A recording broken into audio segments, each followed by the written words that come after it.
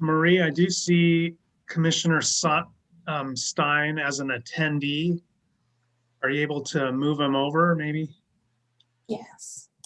Thank you. City Council members and planning commissioners, we are live on YouTube and it is 5 o'clock. Okay, there's Commissioner Stein.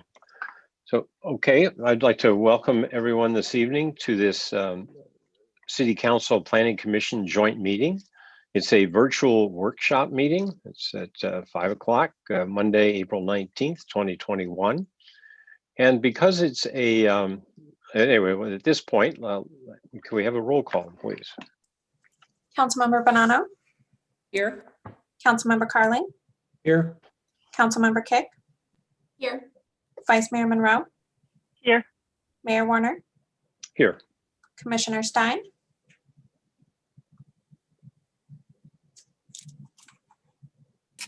Here.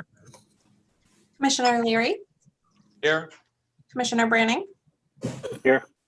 Vice Chair Dunbar. Here. Chair Anderson. Here. Thank you. Okay, everyone's present.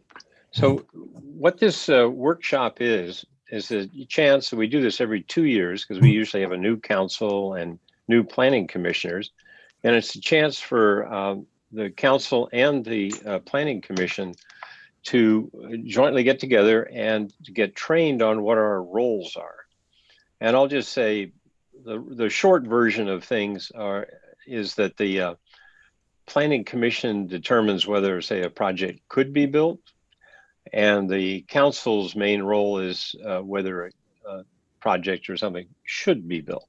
Now, of course, there's tons of nuances around what I just said, and the city attorney and the city manager and other staff will explain all of the different ins and outs, and that's the purpose of tonight, because we are often faced with a lot of decisions, and those decisions have different circumstances, and depending on the circumstances, we have different roles, and each of us, so we'll get all that explained. So tonight we're going to have, I think, around a half a dozen segments of presentations for this training. And what I request is that each of us wait until after the presentation to ask, each of the segments to ask questions. Raise your hand and I'll recognize you to speak. And wait until the other person is finished and that I've recognized you before you begin your questions. And as what we were saying, our target tonight is we expect a couple of hours. And so we really want to make sure everyone has a chance to have the questions answered that they have. But I would say, think carefully about whether it's something that should be handled offline or it's, it needs to be gone through in detail tonight. So just think about that. The other thing that I would say about this workshop is that I've invited various members of the public to attend, is that we do have a number of big decisions facing the city in the next year. And to the extent that the public understands what our roles are and how we operate, I think that's really good, because those members of the public that want to be effective in influencing the outcomes, to the extent they know what the rules are and how we're constrained, it's very beneficial and they can be most effective that way. So with that, I will also mention, because this is a special workshop, public comment is limited to the topic at hand, which is basically the roles of the Planning Commission and the City Council with respect to the various land use decisions that we have and others. So we will have public comment, but it's limited to that topic. And I will also say that I don't know how much at this point public comment we have, but traditionally what we're doing now in the City Council is that we allow public comment on items that are not on the agenda for 30 minutes. And then after that, at the 25-minute mark, the city clerk will announce that the time is nearing an end. We'll take 2 more comments, and then we'll wait until after the presentations and questions to resume any public comment, if there is that. So with that, would the city clerk explain the process of how the public can make comment? Yes, thank you, Mayor.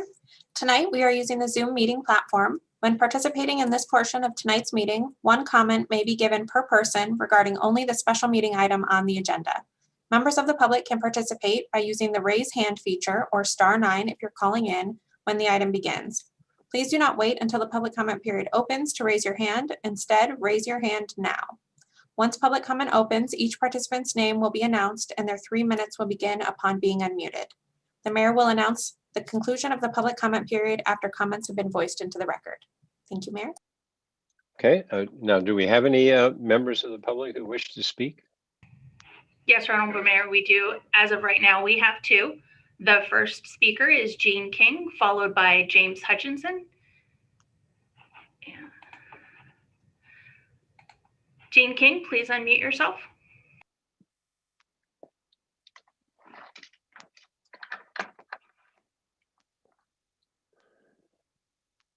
I found it. Okay, you can hear me now. I did finally find the unmute. Yes, ma'am. Okay, thank you very much. Okay, in case the information that is discussed this evening will be applied to the coverage of the Eden housing at the Planning Commission meeting tomorrow, I'd like to make the following comment. The Eden project needs discretionary approval from the city. Design review and a parcel map are discretionary approvals.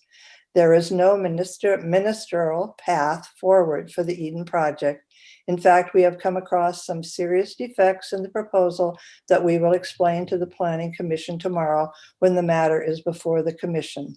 There are other solutions. The city can make legislative changes to the specific plan and other planning and zoning documents that could facilitate an alternative project at a different location that has more affordable units, fewer impacts, and unites the community. We have received legal advice on various issues related to the Eden housing project from Latham and Watkins land attorney firms. Thank you for allowing my input. The next speaker is James Hutchins. James Hutchins, please unmute yourself. Hello? We can hear you. Okay. Thank you for letting me address the, I guess, the council and the planning commission. I'd just like to say that I feel that in terms of the various bodies' responsibilities, in terms of the projects in front of them in particular, I'm most concerned about the projects happening downtown. I feel they do have both a responsibility and a duty to look at all possible alternatives to create win-wins for all of the participants. I don't want to see the commission and the council hide behind a claim that they don't have the ability of doing things that they do. I think you do have the ability of making appropriate changes to address the concerns that have been brought by the public. I know there have been multiple speakers that have addressed concerns, I being one of them.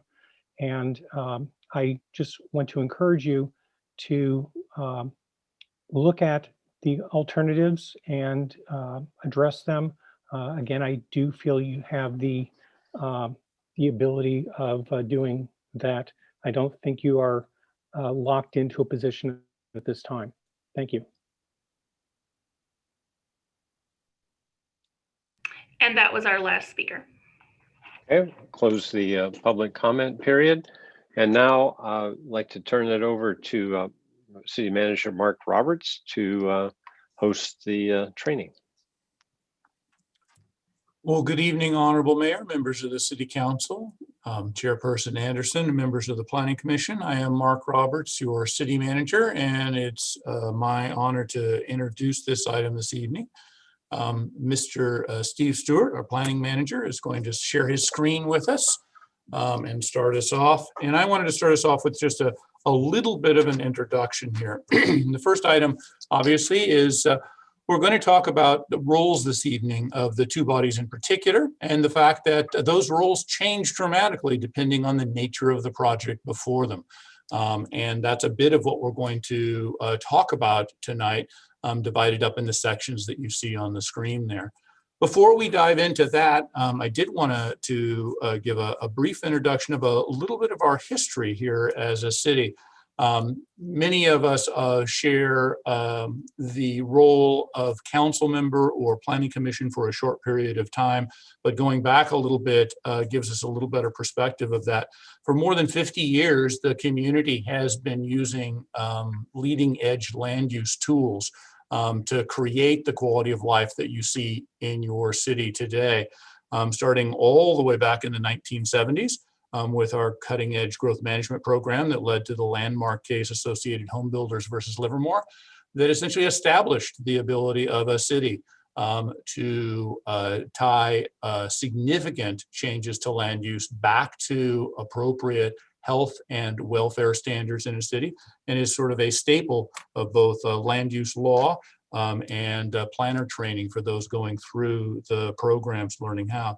Our affordable housing program and inclusionary housing program was the fourth in the state. So one of the very first to use that as part of our overall program. And our rewrite of that in 2000 was one of the first to incorporate deeds of trust into that. Our scenic corridor remains a very unique set of standards statewide.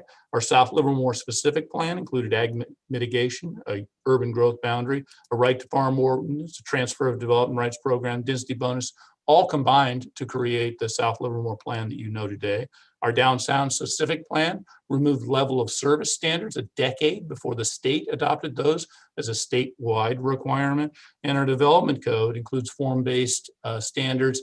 All three of those codes, the South Livermore plan, the downtown specific plan, and development code, all are nationwide award winners. So significantly sophisticated land use tools that the community has developed and implemented over time have made a dramatic difference in the quality of life.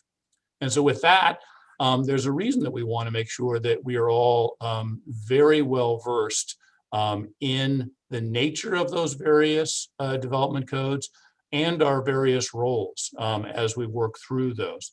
So we're going to start out with a quick overview on our municipal authority and land use authority. Essentially, where do we get the ability as a community to implement these very sophisticated tools? Land use regulations in Livermore, in particular, going over and touching on our major specific plans and other codes that you all as planning commissioners and council members will implement. The respective roles and responsibilities for different kinds of projects, because the role shifts dramatically, whether you're in your quasi-judicial role, essentially reviewing projects as they come before you, or whether you're in your legislative role, either recommending or approving new legislation. It's the difference between getting to rewrite the rules and essentially implement the rules before you. And of course, we'll talk about what that means to implement those rules. How do we ultimately approve a project? What do we use as the basis for that approval? And of course, it's far more than what we just like as individuals. It's applying the standards that are in effect when a project comes before us. Finally, we're going to talk about the California Environmental Quality Act and the role that that has in project review, analysis, and ultimate approval. And at the very end of the evening, I'll be back with just a very quick overview of the City Council goals as they're in the process of getting ready to adopt the work program for the coming 2-year program.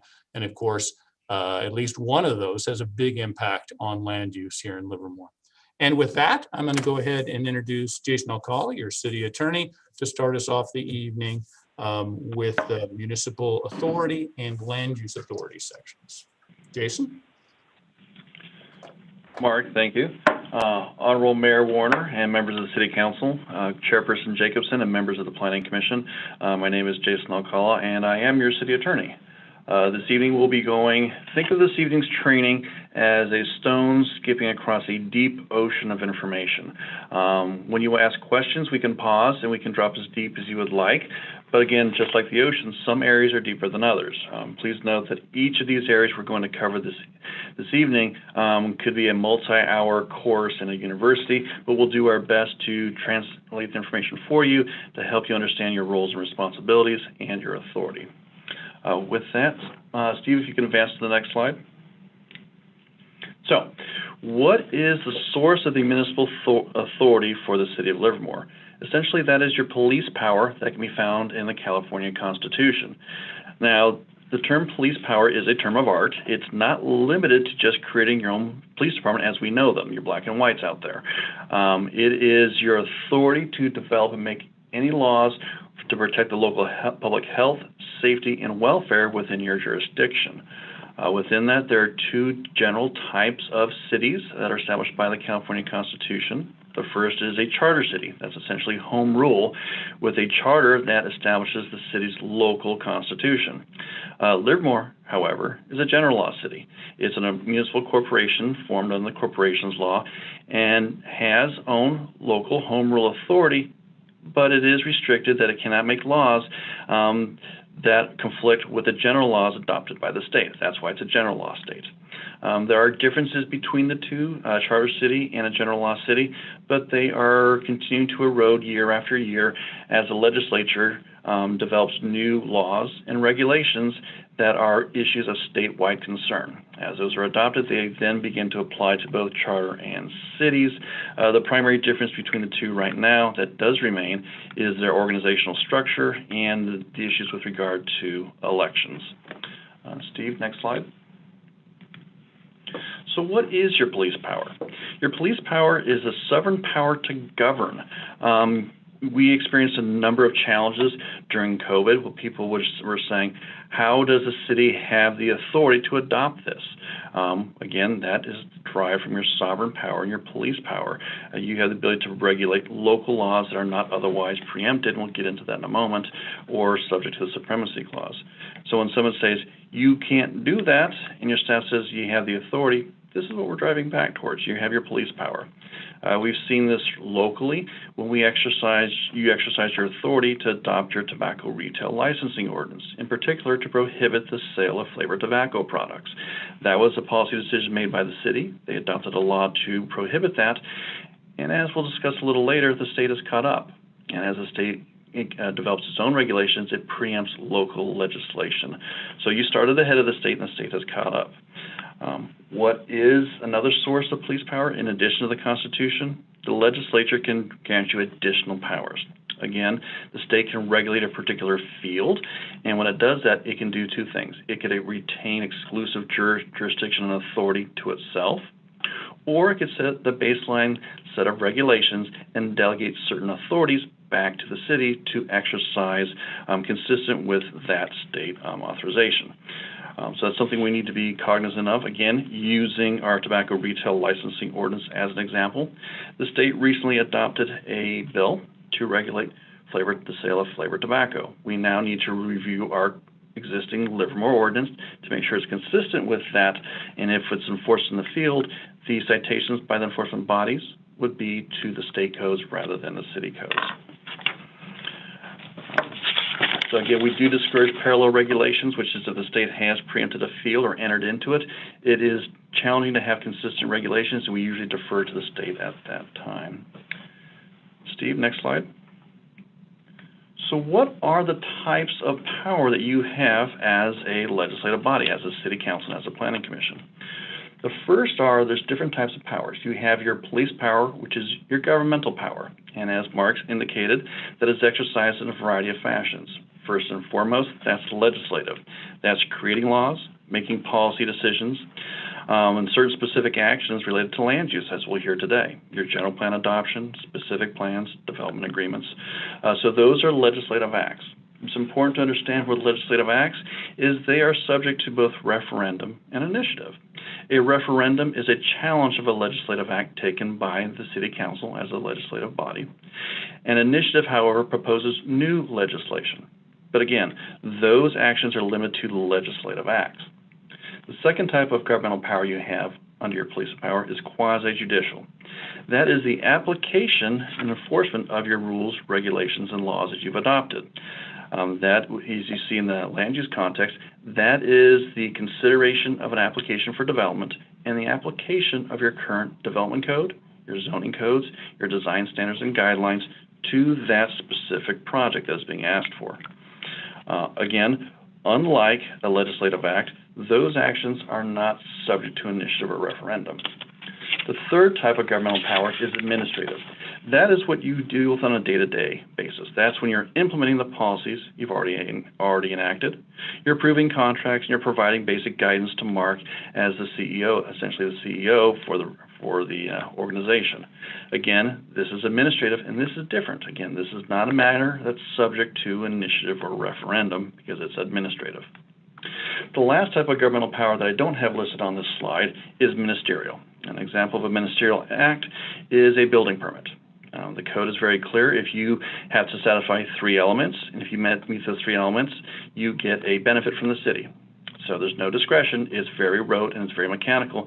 You need to show us A, B, C, and D, and if you meet those standards, you get something from us. That's a ministerial act. There's no discretion. Generally, there's no appeal. Any challenge to that is a traditional writ of mandamus, and that would go straight to the court.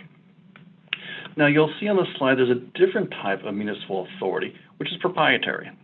Proprietary is when the city owns a piece of land.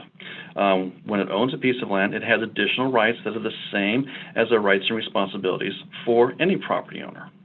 For example, looking at walls and fences as a situation. Now, the city traditionally is not responsible for replacement and construction of walls and fences that abut the public right-of-way. However, when the city owns a parcel of land, such as, let's use Hageman Ranch as an example, it is a property owner. And therefore, it would have to share the responsibility 50-50 with abutting property owners if there were to be a replacement of a wall or a fence. Again, that's the city's role in its proprietary authority. Another situation was Stockman's Park. The city owned that property, and it granted an easement as a property owner to the Stockman's Park Association. Arguments were raised that somehow the city had transferred its legislative authority, but it didn't. Because in that situation, it was not acting in its regulatory capacity, legislative, quasi-judicial. It was not exercising governmental power, but rather a proprietary power. So it's important to understand there is a distinction between the two of those. Steve, next slide. Now, when exercising your police power, since it is derived from the Constitution, and the Constitution is what governs ultimately all actions here within the United States as well as the state of California, we need to be cognizant of constitutional rights and make sure we respect them. Some of the first and foremost issues we are aware of are the First Amendment. We deal with the use of expression by individuals in traditional public forums. So we have to respect that when adopting our local rules, regulations, and land use requirements. The Fifth Amendment is also another one that deals with there's no deprivation of private property without fair compensation. Where this comes up most regularly is in the exercise of eminent domain, or otherwise known as condemnation, but it also could result in what we call a regulatory taking. If your regulations did not allow for some viable use or economic use of property, someone could allege you engaged in a taking. So we're very aware of that. We're very cognizant that we need to monitor that and avoid engaging in that type of activity. The other constitutional limitation we need to be constantly aware of is the 14th Amendment, which is due process requirements. We need to treat like projects alike and like matters alike. Now, earlier this afternoon, just a few minutes ago, I mentioned competing authority, and that arrives in the issue of the Supremacy Clause. What does that mean? Essentially, the Supremacy Clause is derived from the concept that the king can do no wrong. For example, when we have a federal facility or land use within the city, you can think of the labs or you can think of the post office. They are not subject to local regulation under normal circumstances. If they engage in some state activities, we can exercise our authority, but usually they're supreme because they're the federal law, the federal government, and they're over us. Similarly, the state. If the state has a DMV office locally, again, they're not necessarily required to comply with their local regulations because, again, the state is above us, so they're supreme to us. There are certain exceptions dealing with school districts as well. A school district, if they're engaging in certain land use authority and development for their schools that have an educational purpose, they can typically bypass our local regulation. If, however, they're engaged in certain private activities that are not regulated or related to educational instruction, so for example, if they were to install a wireless cell tower on their property that was not unique or just limited to serving their student body, well, again, that's a private activity, not related to education, that would be subject to our regulations. In addition to competing authority, we already mentioned this precedent, which is treating like actions alike. And so when we actually apply our rules, we need to apply those consistently from project to project. Now, there may come a point in time where the city wants to change course. It's not pleased with the current path that it's on. It has the opportunity to break that chain, but it does need to do it in a very public way, invite the public to participate when they're making that change in the precedent to something new. Steve, next slide. So this makes our transition. So that's your basic authority as government. We provided some introductions on how we're going to transition to land use authority. So let's do that now. How do we exercise that authority? Steve, next slide. As Mark mentioned, the Associated Home Builders versus the City of Livermore, that established the principle of the police power is the legal basis for the city's land use regulation to protect the public health, safety, and welfare of its residents. And that is where you find your basic authority. However, we are still subject to the general laws of the state. Next slide. So with that, we have a broad power, it's a constitutional power to determine what is appropriate land use within your limits. You also have the constitutional power to determine what constitutes a nuisance. That can be certain conditions, activities, or behavior, and the City Council adopted a public nuisance ordinance during COVID following a comprehensive review of its ordinances. So you have the unique authority to be able to do that. Now, as a general law, there's general laws adopted by the state legislature that affect your ability to exercise your land use authority. Again, it doesn't necessarily grant you that authority. In some cases it may, but generally it guides your exercise because the state is preempting and walking into an area where you have constitutional authority, but it wants to guide how you exercise that. Examples include the Subdivision Map Act, which focuses on how parcels are created for development. Another example is the Permit Streamlining Act, which engages in the timely processing of development applications. And as we're abundantly aware, housing. The state has been intervening more and more locally, having housing become an issue of statewide concern and trying to make universal application of different entitlements and application packages from community to community, when previously the housing legislation was traditionally left to each community to determine what was appropriate within its jurisdiction. So that is continuing to evolve locally. Next slide. So what are some examples of state legislation utilized for local land use regulations? The first is the general plan. There was a time when you didn't need a general plan, but effectively the state has created certain incentives and penalties for those organizations and communities that have not developed or adopted general plans. So essentially almost every community in the state of California has a general plan. Once it's adopted, again, the state legislation provides that each general plan must contain certain required elements, and we'll discuss some of those later on this evening. And there's other optional elements, and you can create your own if there's something important to you that you can adopt into your general plan. Other examples of how we exercise that land use authority, the Livermore Development Code. Mr. Stewart, planning manager, will walk you through that later this evening. Development agreements. What are development agreements? A development agreement is essentially a contract between the city and an applicant to lock in the city's land use regulations for a period of time to provide certainty for development. It's a contract so the city can negotiate compensation without running afoul of the nexus or exaction prohibitions or requirements that we'll discuss later today. So there's been a case on, there's been a belief, or at least an understanding, that you have a wide area of latitude when negotiating a development agreement, and it is a legislative act and it is subject to referendum. But that's why, because when you enter into this agreement, you are granting substantial rights to a developer and locking in your regulations and letting that application proceed, and it can't be changed by subsequent actions by the City Council. Other actions for land use regulation include the zoning maps, the city's specific plans, public PUDs that give greater specificity for what can be developed in an area. You also have standards and guidelines, which are the city's aesthetic preference that they would like to apply to a project and how they want the city to appear as projects are being developed. Now, when an application is submitted for development, Once it's deemed complete, that means it has all the information necessary to be reviewed for entitlement. The city needs to apply the rules and regulations that are in place at the time. Also, it must be considered what is being requested. The city does not necessarily have the option to say, you're applying for that. It's authorized by our code, so you have a right to pursue that, but we want to see something different. When it's engaging in its regulatory capacity, it is evaluating the application before it and to determine whether that application meets the city's land use standards and guidelines. The CEQA process does provide an opportunity to evaluate a no project option, but that's through an environmental determination.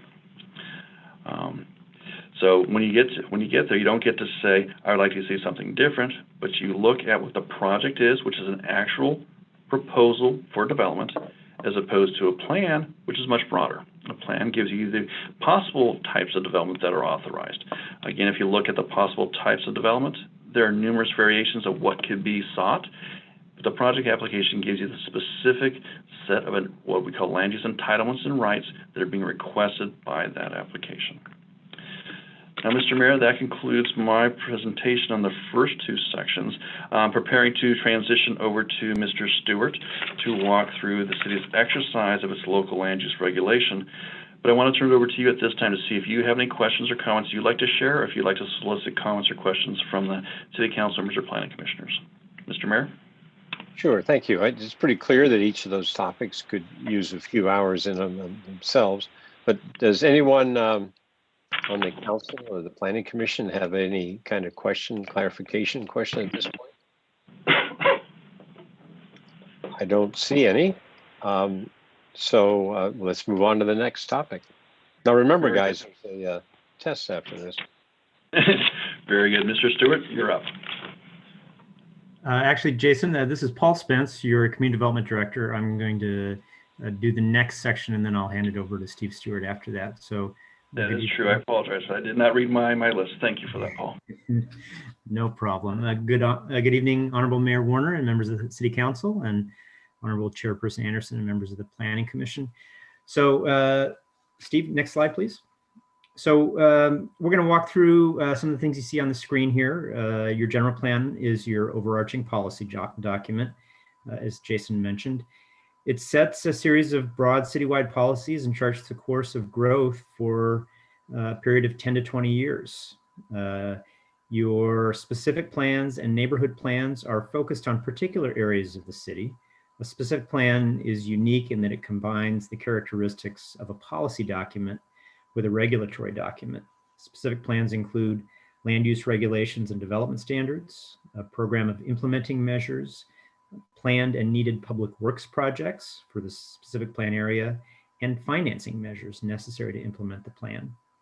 The neighborhood plan is less prescriptively defined than a specific plan, and will usually be for a smaller area.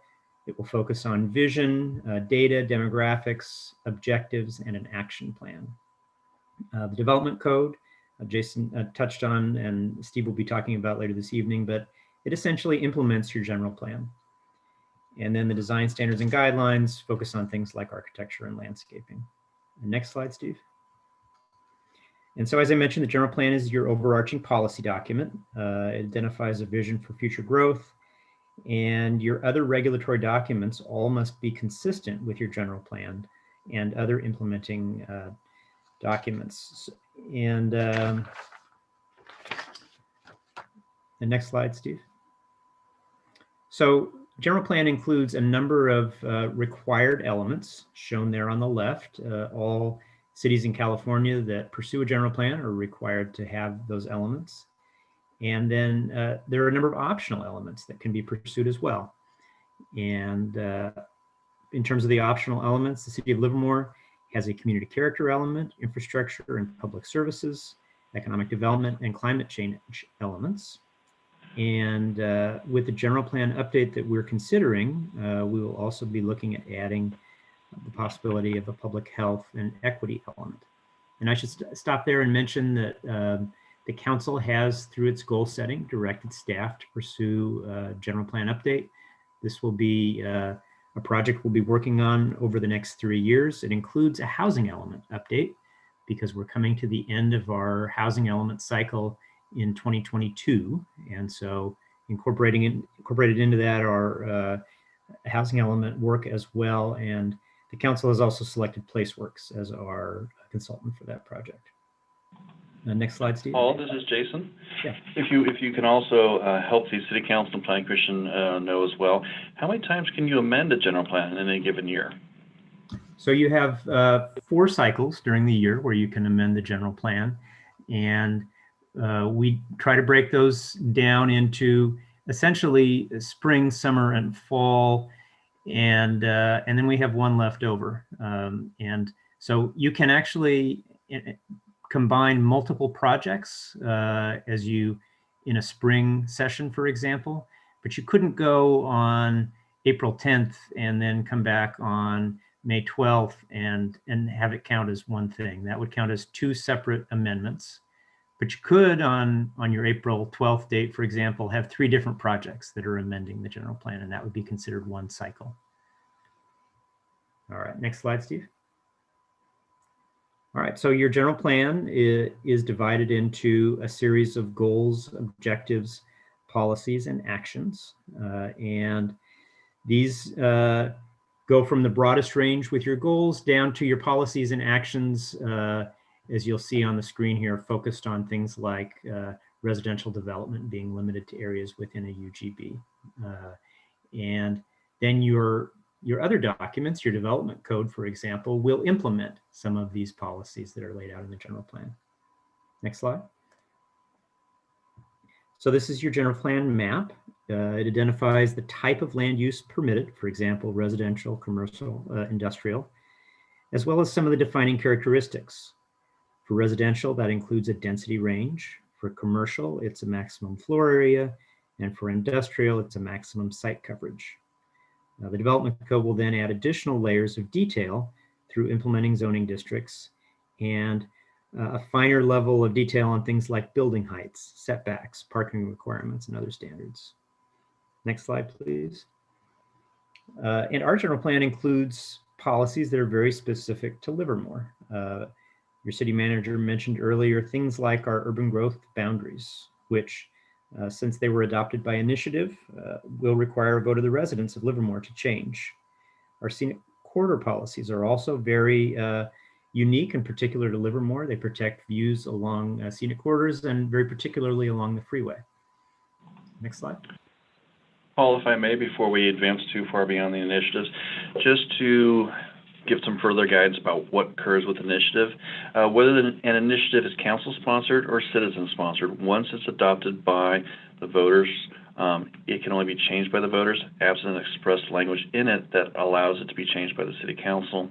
When you have a citizens initiative, again, the city council will have an option whether to send that initiative to the voters for adoption, or it may choose to elect it as a city council to adopt that measure itself. But either way, once that measure is adopted, whether by the voters or by the city council, it could only be amended by the voters subsequently, unless the face of the initiative states something differently. Thank you, Paul. So this is a map that shows our north and south Livermore urban growth boundaries. These boundaries preclude the extension of utilities, such as sewer service, past the line, except in very limited circumstances. Next slide, please. And here you can see the results of some of our policies with the preservation of over 5,000 acres of vineyard and open space area around Livermore, the views of the hills shown in the bottom left. And on the right, you can see our urban growth boundary. And what you'll note there is that you've got development inside the lines and preservation of open space and agriculture on the outsides of the lines. So these policies are very powerful tools and they work very effectively. Next slide, please. All right, so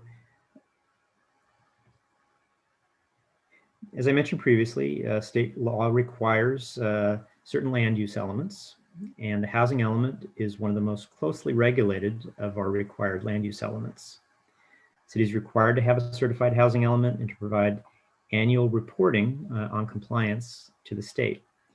And as I mentioned also, we're going to be looking at updating our housing element The current cycle runs through 2022, and then we start a new cycle in 2023. Next slide, please. Due to the shortage of housing that exists across the state, and particularly in the Bay Area and parts of Southern California, housing element requirements have been the target of frequent legislation over the past few years. And these have sought to remove local restrictions to housing development and particularly to affordable housing development. This slide shows a number of the additional regulations that were added in 2017 through new legislation. The Housing Element Annual Progress Report, which was recently reviewed by the Council, is required to include a section identifying how we comply with each of these regulations. Next slide. All right, so the housing element is required to include the provision of a certain amount of housing units that are identified through the RHNA process, which is a regional housing needs allocation. The city of Livermore has a share of that RHNA, but that RHNA is identified at the state level. It is then assigned to the councils of governments throughout California. So in the Bay Area, for the 2015 through 2022 cycle, Bay Area as a whole was assigned 187,990 housing units, which are then broken up into different income levels. And the Bay Area then, MTCA bag assigns those units to individual cities throughout the Bay Area. Each city based on formulas that are consistent with the Council of Governments planning documents. In this case, it's Plan Bay Area. So based on some policy considerations and calculations consistent with Plan Bay Area, these housing units were handed out to the local jurisdictions. Next slide, Steve. And so you can see here the allocations that were given to the city of Livermore. Our city's current share is just over 2,700 units. The RHNA is divided into income categories, extremely low, very low, low, moderate, and above moderate. We don't have a specific requirement for extremely low, so that's lumped in with very low in terms of the numbers. And the harsh reality of our housing market is that you just can't build extremely low, very low, or low income housing without a subsidy.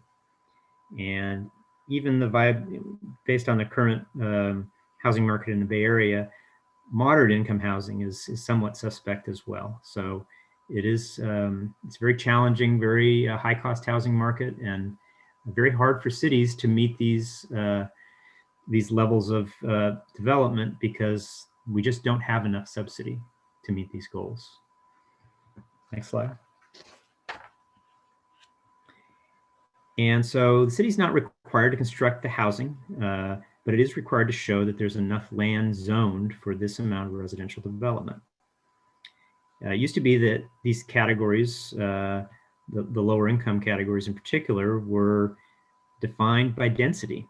With a higher density development, you could get credit for providing low income housing. Today, however, based on some changes over the last couple of years, they actually look at the price that the units are sold for. So you can still get credit for planning based on density, but once it's built, they take a look at what the actual units are either renting or selling for. And if a jurisdiction does not produce the identified amount of low-income housing that's identified through the housing element, they need to identify alternate sites. So for this reason, many jurisdictions prefer to exceed the basic RHNA requirements so that they have an excess pool and do not have to scramble to rezone sites when a particular project falls below an identified income level. Livermore does have sufficient land to meet the current RHNA as well as a pool of excess supply. And the council recently reviewed our housing element progress report, and it was forwarded to the state for this year. Next slide. So this slide shows our progress through 2020. We've constructed a total of 2,077 housing units, and we have exceeded our moderate and above moderate requirements. As noted before, however, extremely low and very low income housing only gets built with subsidies, and there just aren't enough resources to meet this requirement.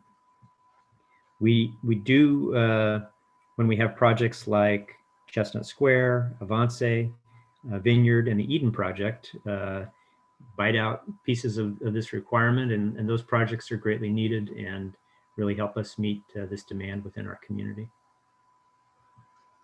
Next slide.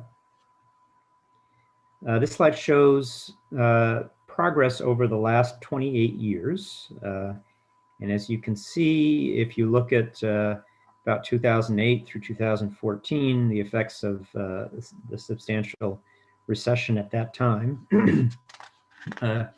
you'll also see that when we began building again, we weren't quite building at the same levels that we were before. And that really is the effect of an urban growth boundary and a city that is beginning to build out. And build out is an odd term. We're never really going to achieve build out because there's always redevelopment that happens within your city. And as we progress forward, you're going to see more housing that happens, for instance, in the downtown on sites that previously had some other kind of a land use. And those are also more challenging to build. Doing greenfield development, which is a large open field, is much simpler than having to do infill development. Next slide. And so this slide shows the Bay Area's RHNA allocation for the 2023 to 2030 timeframe. And you may recall that the allocation during the last cycle was 187,900 units. So that's a 253,000 unit increase, more than double the previous requirement for the next 8 years. Next slide. And this may be a little hard to read, but we've got Livermore there at the center of the screen. Livermore's allocation for the upcoming cycle is 4,570 units. Again, in your previous cycle, we had 2,700 units to give you a sense of the increase. And you can also see some of our neighbors. Dublin has 3,700 units, and Pleasanton actually exceeds Livermore at over 5,900 units. For Livermore, the breakdown is about 1,300 low-income units, about 750 low-income units. Sorry, the first one was very low, second one low. Just under 700 moderate income units, and just under 1,800 no, have I got that right? I'm sorry. Above moderate units, yes. And so we will be planning through our housing element on how to meet those requirements. And that'll be an area of discussion for our general plan update and housing element as we move forward. Next slide. And that's the end of my section, Mr. Mayor. If before we get into the next section, if folks have any questions. Do we have any questions at this point? I don't see any hands raised. Oh, there we go. Councilmember Kick. You had a slide that said the cities don't need to build. We needed to show that we had the land available. It means that we, the city, don't have to build it, but by zoning, we expect developers will build it. It's not as if we just get to choose to not fulfill RHNA, right? Right. So you need to plan for the required RHNA allocation, which means you need to zone sites throughout the city at a range of densities that are suitable for residential development in each of the categories identified. The city, though, of course, we don't build most of those. We build some of the affordable projects in partnership with affordable housing partners. The expectation is that the private market will come in and develop those sites. When we have a recession and the market isn't quite as responsive, we don't necessarily get dinged if we don't have the level of development anticipated. But again, we do have to provide the land and we have to provide the zoning. Right. And then to clarify again that if we don't see sufficient development, then we can take a look and say maybe our planning is wrong and maybe we can rezone to encourage the market to come in and fulfill that need. Certainly. We do need to provide land again at a range of densities. If a city were really trying to game the system, they could provide some pretty onerous zoning or land use regulations, but the state has to review your housing element, and it is possible that the state would not certify your housing element if you didn't have a reasonable approach to complying with state law.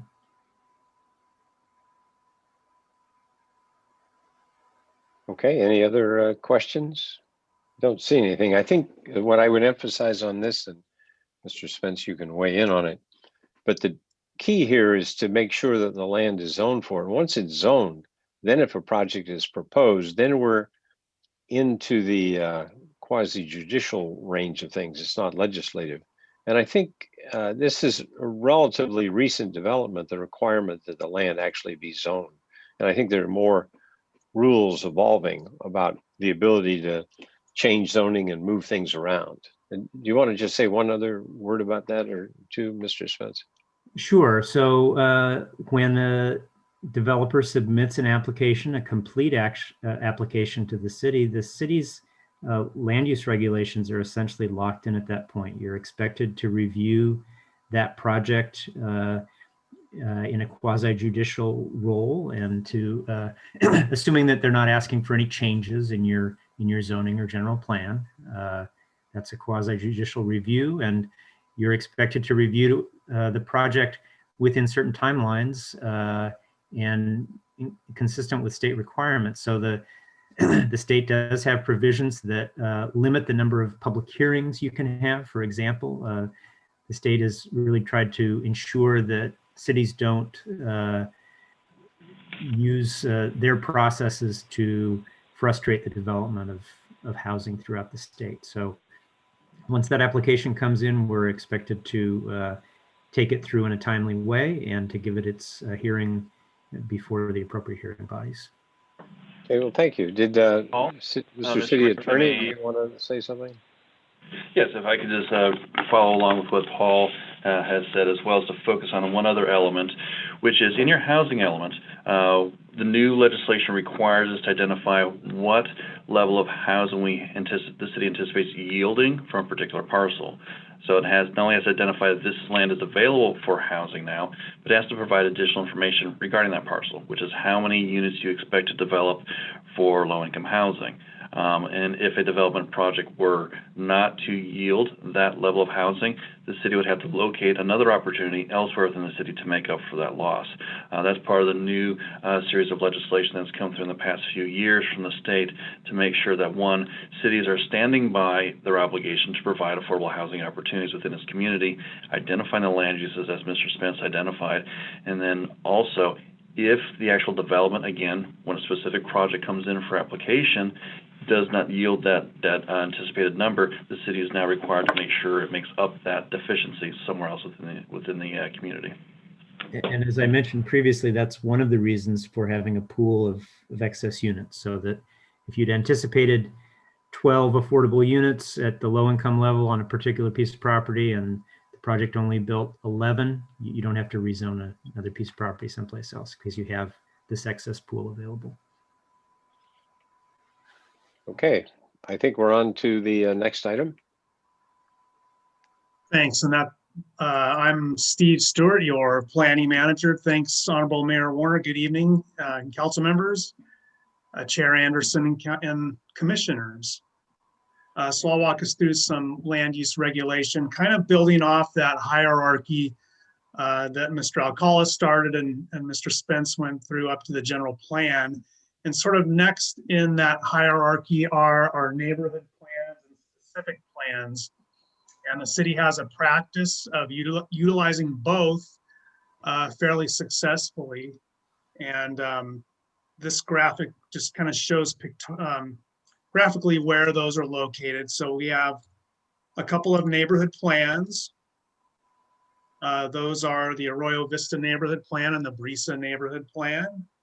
And then the rest are specific plans. You can see the South Livermore Valley specific plan down there in the purple, downtown specific plan in the center, El Charro specific plan out on the west side of the city, and the Isabel neighborhood specific plan, which is the most recent. And their specific plans and neighborhoods are very similar, and they overlap a bit. They are both have a purpose to conduct future planning. The primary difference is a specific plan looks at a finer level of detail and a more narrow, typically a more narrow planning area. So a neighborhood plan like your Royal Vista neighborhood plan and your Brisa neighborhood plan are sort of like mini general plans. They include vision, data, demographics, mapping goals and objectives, and like Mr. Spence mentioned, an action plan. But it's still a sort of a policy level document, and it does not include some of the specific development standards like you'll find in a specific plan. A specific plan is the most detailed of the two, and it is governed by state law. So your state law determines what the contents of a, typically those are land use regulations and development standards. One of the most important is the implementing measures.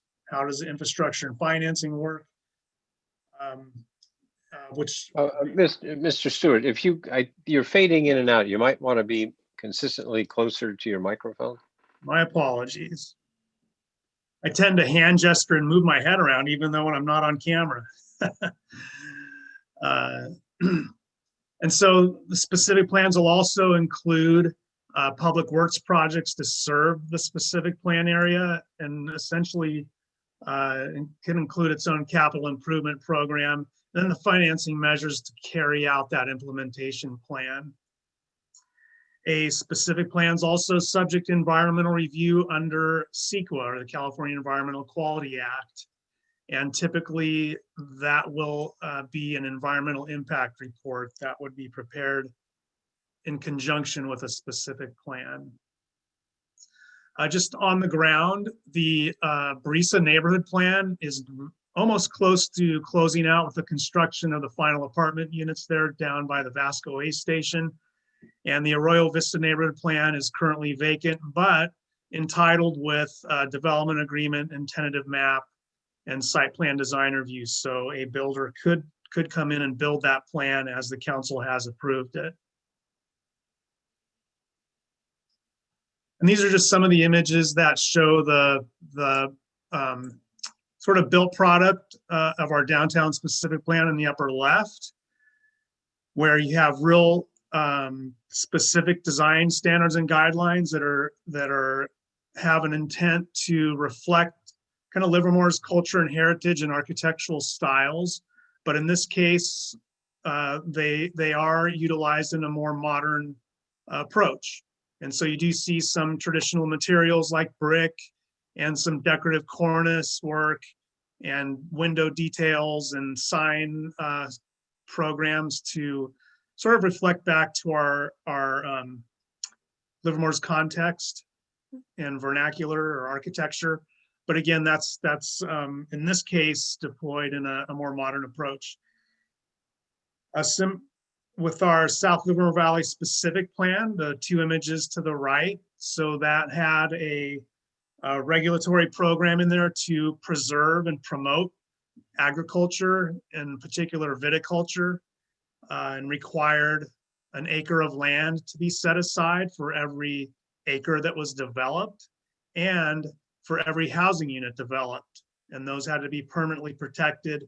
And those showed up as green in that aerial image that Mr. Spence showed earlier. And then that also includes some real specific design standards and guidelines that you can see resulted in a really nice architectural look for the residential products and the commercial products down there. So that's where you'll find your setbacks, height, in this case, colors, roof materials. There's not much that's left uncovered in the South Oklahoma Valley specific plan, and the result are real high quality neighborhoods with a sort of agrarian look or traditional architectural styles. And then our El Charro specific plan now in the west part of town, again, a nice design that reflects real specific design standards and guidelines, which do enable the Planning Commission and Council to review for consistency with a very set list of standards and guidelines. The last, one of the last projects in the El Charro specific plan is nearing completion with the Republic Center just to the east of the outlet mall.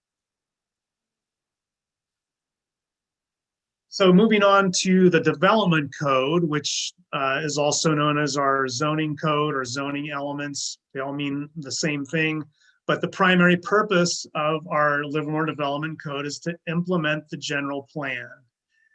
It just includes more details and development regulations to achieve those policies, goals, and objectives in the general plan. And just as a bonus, if you're ever on an interview for an entry-level planning position, this question will usually come up: what's the purpose of the zoning code? And this is your answer. You don't really need to say anything else.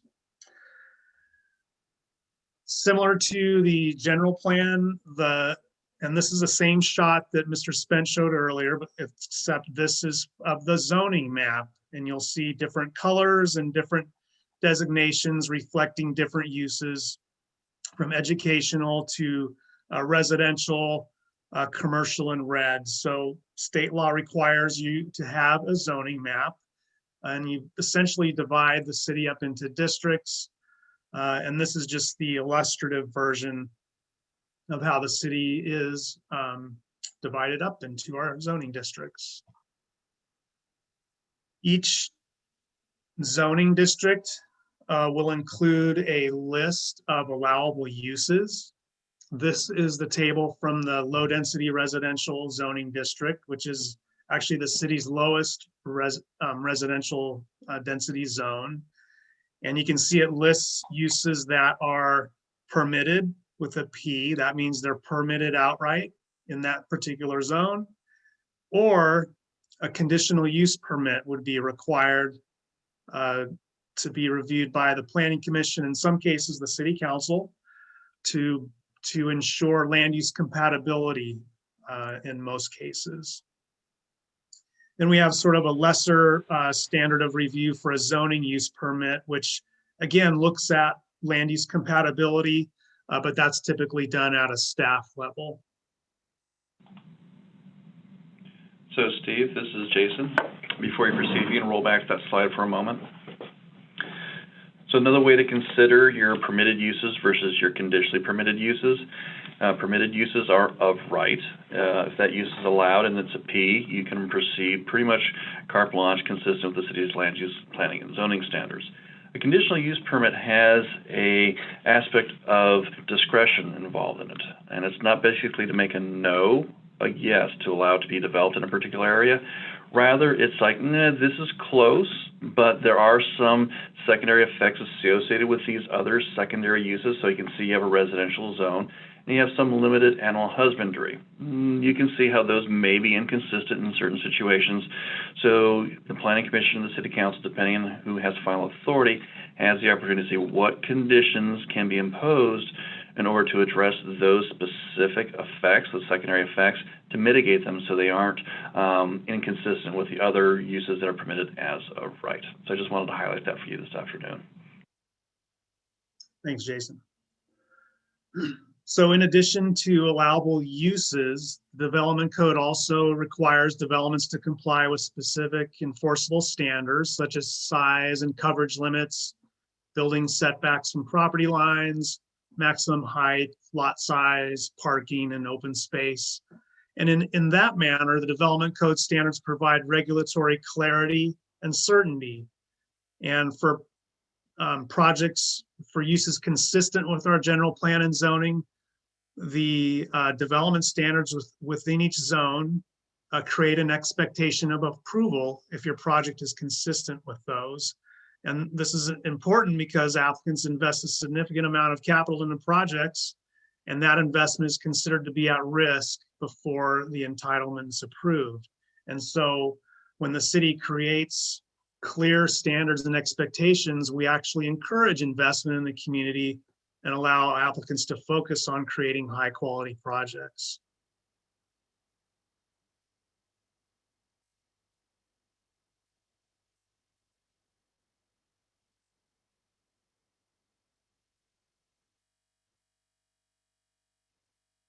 Okay, so as your city attorney mentioned earlier, there are some sort of standards of review. And as he mentioned, a discretionary permit is subject to the evaluation, judgment, and approval or denial by the local planning authority. And the development code establishes that authority for the staff, the planning commission, or city council, depending on the type and scale of the project. So, for example, staff has review authority for some smaller scale projects, such as signs, additions to commercial buildings, and residential projects up to 4 units. In the downtown specific plan, to provide a level of certainty, the staff has review authority for commercial projects up to 30,000 square feet in size and less than 40 residential units. Then the Planning Commission has discretionary review authority for larger projects, conditional use permits, and variances.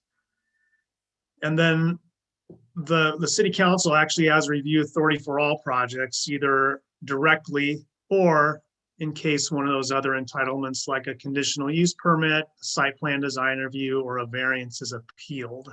The council always has the final decision-making authority there. So design review is another function performed by the Planning Commission that requires the commission to exercise judgment when deciding to approve a project. And in this particular role, the Planning Commission has a unique and important responsibility for representing the community and using their best judgment to make findings of whether or not a project is consistent with the city's standards and guidelines. And Mr. Alcala and his staff will talk a little bit more about the importance of building the administrative record and how important the findings are in the resolutions that you'll see accompanying projects. Back in 2004, the council adopted the Livermore Design Standards and Guidelines. And again, that document is an extremely valuable implementation tool for both staff and the Planning Commission as they perform design review. And since we did, or the council did authorize the combination of the Design Review Committee and the Planning Commission kind of in the middle of the 2000s, we have paid extra attention to the design review aspects of projects, including detailed analysis in the reports. And the design standards and guidelines really are an important tool, again, that reflect the community's expectations for design and the standards that the commission will use for their decision making. And again, some of those, as the name implies in the title, the standards are design standards that must be followed, and guidelines are more recommendations. So they're not mandatory, but highly recommended. And those will guide all different types of projects through their respective entitlement processes.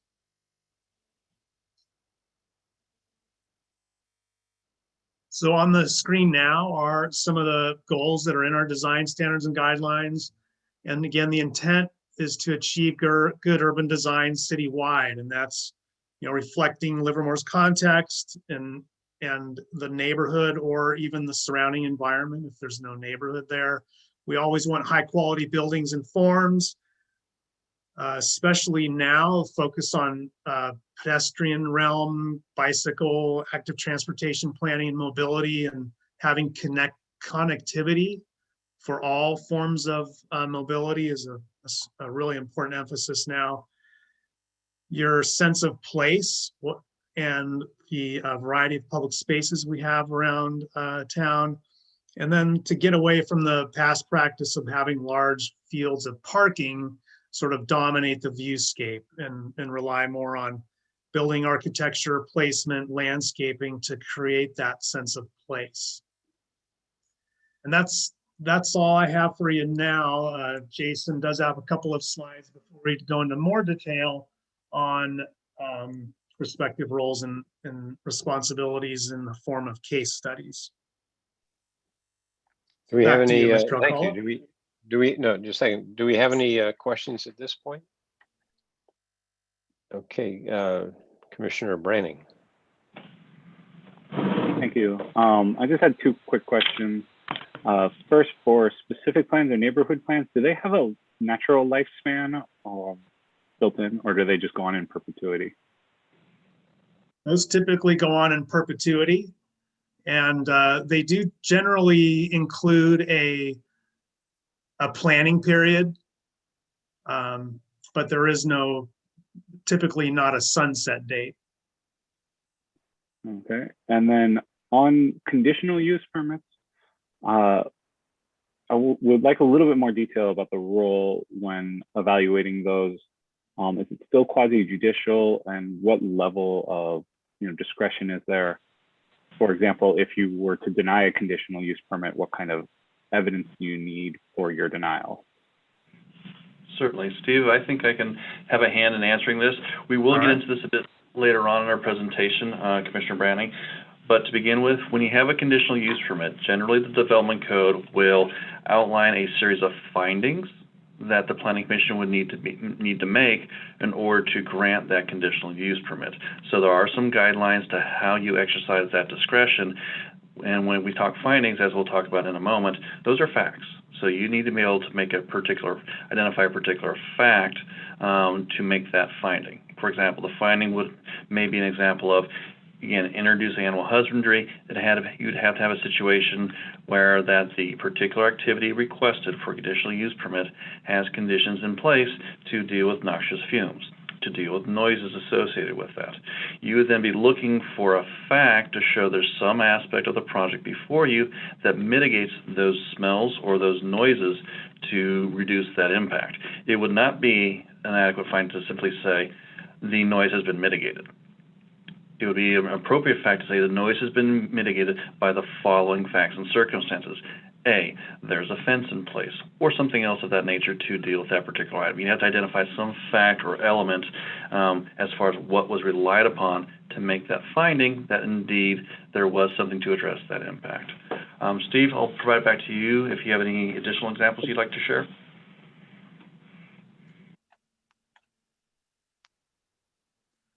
Thanks, Jason. I think that covers most of it. And again, when you're looking at that, you're not necessarily looking at the use per se, but its compatibility and appropriateness in terms of how it fits with general plan and zoning, but also compatibility in terms of those aspects that Mr. Alcala just went through.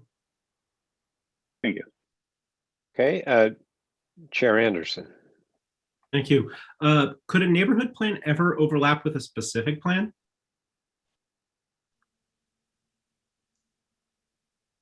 I believe they could. We don't necessarily have that situation now, but I suppose there's a time when that could happen. This is Paul Spencer, Community Development Director. I think if you had a neighborhood plan area, for example, and wanted to do a broader specific plan that included that neighborhood area, I suspect that we would look to include all of the provisions necessary in the specific plan rather than having two discrete policy documents. Steve's right, it could possibly happen, but to avoid confusion, I think you're better off combining into one document where possible. Okay, I think we're on to Mr. Alcala now. Very good. Thank you, Honorable Mayor and Commissioners. We'll be talking about your respective roles and responsibilities now, as well as providing a couple of case studies on how that was exercised. Next slide, Steve. So thank you. As we discussed previously, the primary authorities you have are legislative and quasi-judicial. The City Council's legislative authority in their role is to establish policy and make law. Then engages in its quasi-judicial when it applies that law and policy to a particular project, depending on one, if it is the ultimate authority as outlined by the Development Code, or when considering an appeal from a decision made by the Planning Commission. The Planning Commission has similar roles. It also has a legislative authority. Its legislative role and responsibility, however, is to recommend policy and law to the council. So they don't get to create it, but they can see certain situations where a project could have benefited, in hindsight, from a change or something different in the policies or laws that they are applying. It also has its quasi-judicial authority, which is to apply the law and policy. Now, this can be in two forms. One, they may have final decision-making authority, or two, the application before them may also be accompanied by a legislative act, in which case the Planning Commission would make a recommendation on the project in the legislative act, but those again would flow to the City Council to make the ultimate determination. Now, with that, our Development Code does allow for what is called concurrent processing. For example, if someone wanted to propose a project for a particular parcel and the zoning did not allow for that use currently, well, you're kind of in a catch-22. You can't proceed because the applicant doesn't want to be consistent with existing zoning, but has a real good idea and would like to present that to the City Council as far as a suggestion of why they would like to make this change and place it in context. In that situation, the Development Code allows the City Council to grant authorization for concurrent processing, in which case the Planning Commission would see both the project entitlement as well as the change to a new zoning or new general plan designation, in which case the council can then consider in context to say, would I like to change and exercise my legislative authority to change the general plan, to change the zoning, to change the design standards or guidelines for this particular project, and to see it in context. Obviously, the effect would be much more broad. It would be available to any other project that would come in subsequently in that area or that has that designation. So again, that's where the precedent comes into place. But those are your two basic authorities, which are quasi-judicial and legislative. One thing I want to highlight for some of our newer planning commissioners is the time to exercise these authorities. So as we mentioned previously, once an application is deemed complete and is being processed for a decision and determination for application, that'll proceed to the Planning Commission. On occasion, the Planning Commission or the City Council may observe, our rules or regulations aren't quite achieving the desired results we were hoping to achieve. Either it didn't get the same results or it needs additional review to be more consistent with what you're hoping to achieve. One of the challenges is, again, you're applying the rules that are in place when the application was submitted. If you were to relax the standards, you have a greater opportunity to do that. To tighten the standards, to change something from one location to another, when the existing location applied for is consistent with your existing rules, can run afoul of the law. You can be faced with what's called an abuse of discretion when you deviate from your standards when a particular project is being considered.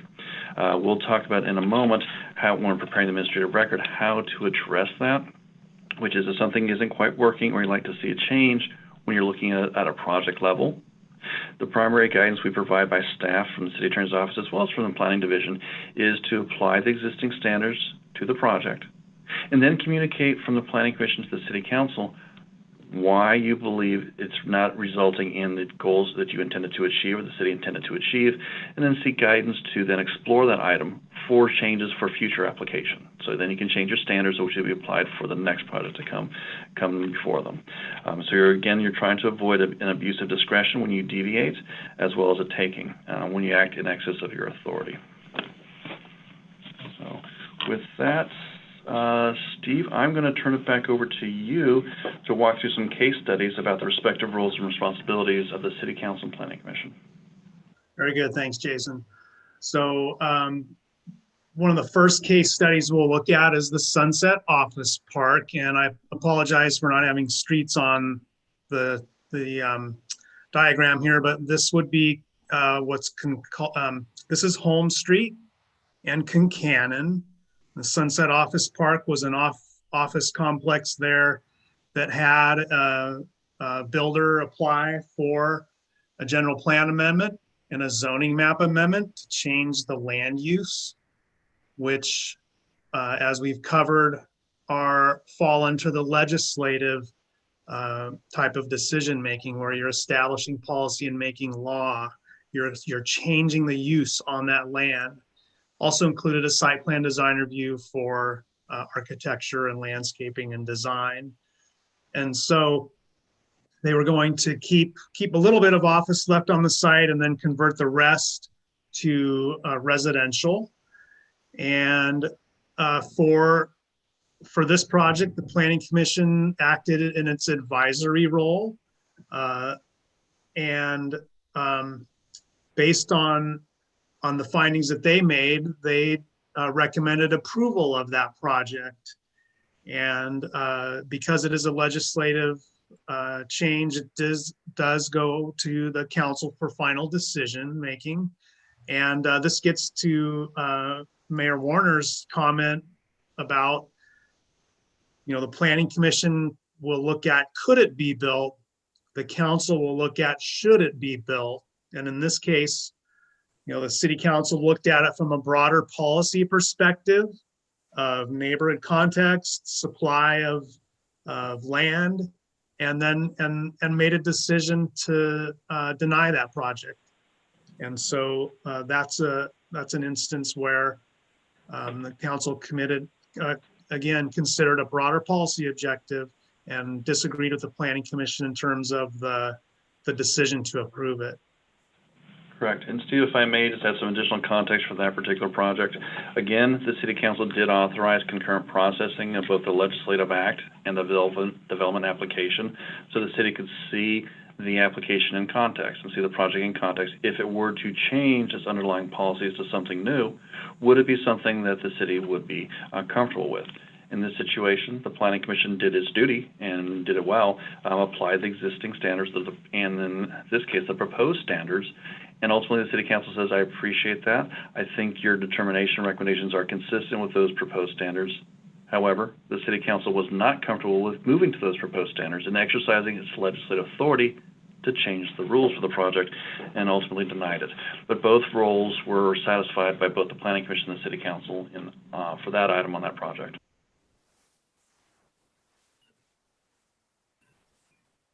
All right, so another case study we'll look at is the Garaventa Hills project.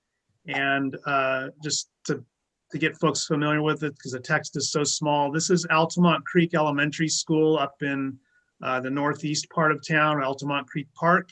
This is Laughlin Road and Altamont Creek Road. So this was a proposal initially for a general plan amendment and a rezoning to construct 76 residential units. And so it was would have involved a legislative decision recommendation by Planning Commission with a decision by council, where you would be able to exercise your broad discretion in reviewing that project. Over time, the applicant, through a series of neighborhood meetings and direction by the Planning Commission, and then finally by the City Council, made some changes to the project, removed the need for a general plan amendment, and ultimately a need for a rezoning after it made an appearance at the City Council, where the council directed them to generally make the proposal more subordinate to the natural landforms and topography out there. Specifically reduce the number of units, make them smaller, reduce the height, narrow the streets, get rid of, lower some retaining walls, and provide an emergency vehicle access across from Hawk Street over into the project. And so the applicant made those changes between 2015 and when the Planning Commission and Council ultimately consider the project in 2018, I believe it was. And at that point, so it went from a legislative application to more of a quasi judicial, where you're determining whether or not the project followed the design standards and zoning standards in place at that time. And so with those revisions and the evaluation, the Planning Commission recommended the council approve that, and the council ultimately approved that project as being consistent with the Subdivision Map Act and the city's design standards and guidelines. Steve, Our last Steve, if I may, just to add some Sure. additional commentary on this particular project. We will talk about CEQA a little later in your workshop this evening, but I will highlight that this project was challenged on a CEQA basis, and we will talk later about what those standards are for CEQA and how oftentimes it can be used as a sword rather than a shield, but this case is currently still in litigation today. Then our last case study is the Wine Country Inn, and you're probably familiar with that project. And it was basically a site plan design review application, which does not involve a land use. As you can see on the slide, the use was actually permitted in the general plan, the specific plan, the zoning, in this case, a plan unit development, actually had a development agreement or a contract. And then the standard of review for that was, did the Wine Country Inn meet the design standards and guidelines of the commercial section of the South Livermore Valley specific plan? Commission determined that it did, made findings to recommend the council, or excuse me, sorry, the commission approved that since they were the decision-making body on that application. So that was subsequently appealed, and on appeal, that went before the city council. But rather than sort of relook at the project from a brand new entitlement perspective, the council here was looking whether or not the Planning Commission erred in approving the project. And so after reviewing the staff report of materials there, the council was able to clearly determine that the Planning Commission considered the project as they should have against the general plan, specific plan, and the other zoning and contracts there with the development agreement, and acted as they should have in approving the project. And so that appeal, or excuse me, the approval, the Planning Commission's approval was upheld, and the appeal was denied. And Jason may add that project is also in litigation, but here you go, Jason. Certainly, thank you, Steve. That is true. So again, we'll talk about CEQA a little later on this evening, but CEQA was again used as the primary basis to challenge this project. It did change towards the end of the case as we proceeded to trial to a challenge of the city's exercise of its land use authority and whether it abused its discretion. We are pleased to say that both at the trial court level, both this project and the prior project, Garaventa Hills, the city's actions were successfully upheld by the trial court. They are currently pending before the courts of appeal, but we do really good work here at the city. We're very complimentary of our staff that does a very solid job of preparing the administrative record and documenting the actions that are taken. And we'll get into that a little later on this evening as well. But as Steve says, even when everything complies with your permitted uses, someone may challenge, but ultimately the results may not upset the particular application going forward, and the courts have been very responsive to the city and been very complimentary of the records that have been prepared. So Steve, I'll turn it back over to you. Thanks, Jason. And actually, this is where you will pick up and lead into rules of procedure and the CEQA discussion. Very good. Thank you, Steve. So Mr. Mayor, if you had any questions or comments you'd like to make on those case studies, if not, I'll proceed into the parliamentary procedures. I don't have any questions on it, having participated in those, but I would suggest anybody on the council or the planning commission wants to know more about those. They're very interesting and instructive. So I would recommend reaching out to staff to get more details on that. But is there any sort of top level question at the moment with respect to any of these? I don't see any, so Mr. Akala, you can proceed. Thank you, Mr. Mayor. And again, I will extend that invitation as well to any council members or planning commissioners should you want to have greater detail either on those cases or on your authorities, roles, and responsibilities in general. Planning Commission, feel free to reach out to Senior Assistant City Attorney Kim Seeley. She is your primary assigned attorney. And the City Council, you can reach out to me as well. But we're all here to serve you as well as the planning staff and the Community Development Department. A little bit of an abrupt transition here on a bridge to talk about your rules of procedure and communication. So we are midstream with an update to the City Council's rules of procedure. We will continue our workshop on May 3rd, and then we will complete that once the Council adopts its final rules of procedure. Those rules, as instructed by the Council, are then to be followed by each of the advisory bodies. So at that time, the City Planning Commission will review its particular rules of procedure to make sure they conform to the Council's guidance. Again, the City Council follows Rosenberg's Rules of Order, not Roberts. Rosenberg's are much more streamlined, and we found them to be much more effective.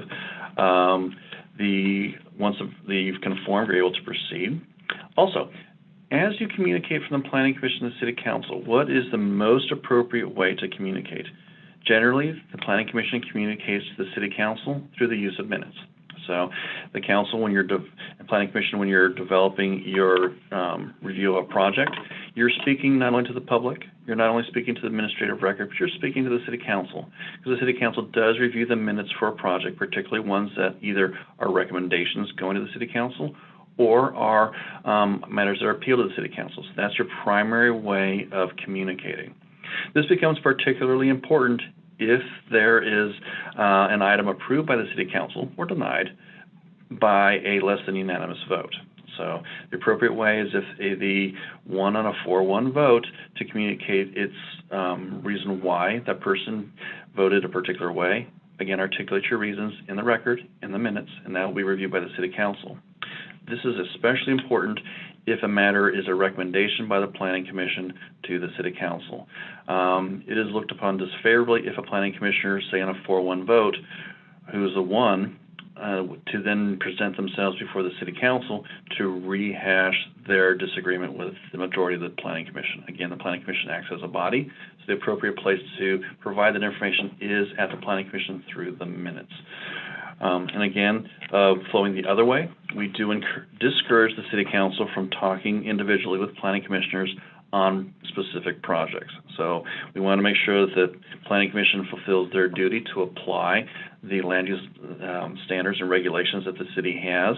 A City Council member may not be in favor of a project, and I'll talk about how to express that dissatisfaction later on, but while still fulfilling your duty to apply the regulations and standards before you to make sure due process is adhered to. But again, that's the way we encourage staff, and staff encourages the Planning Commission and City Council to speak to each other. Steve, next slide.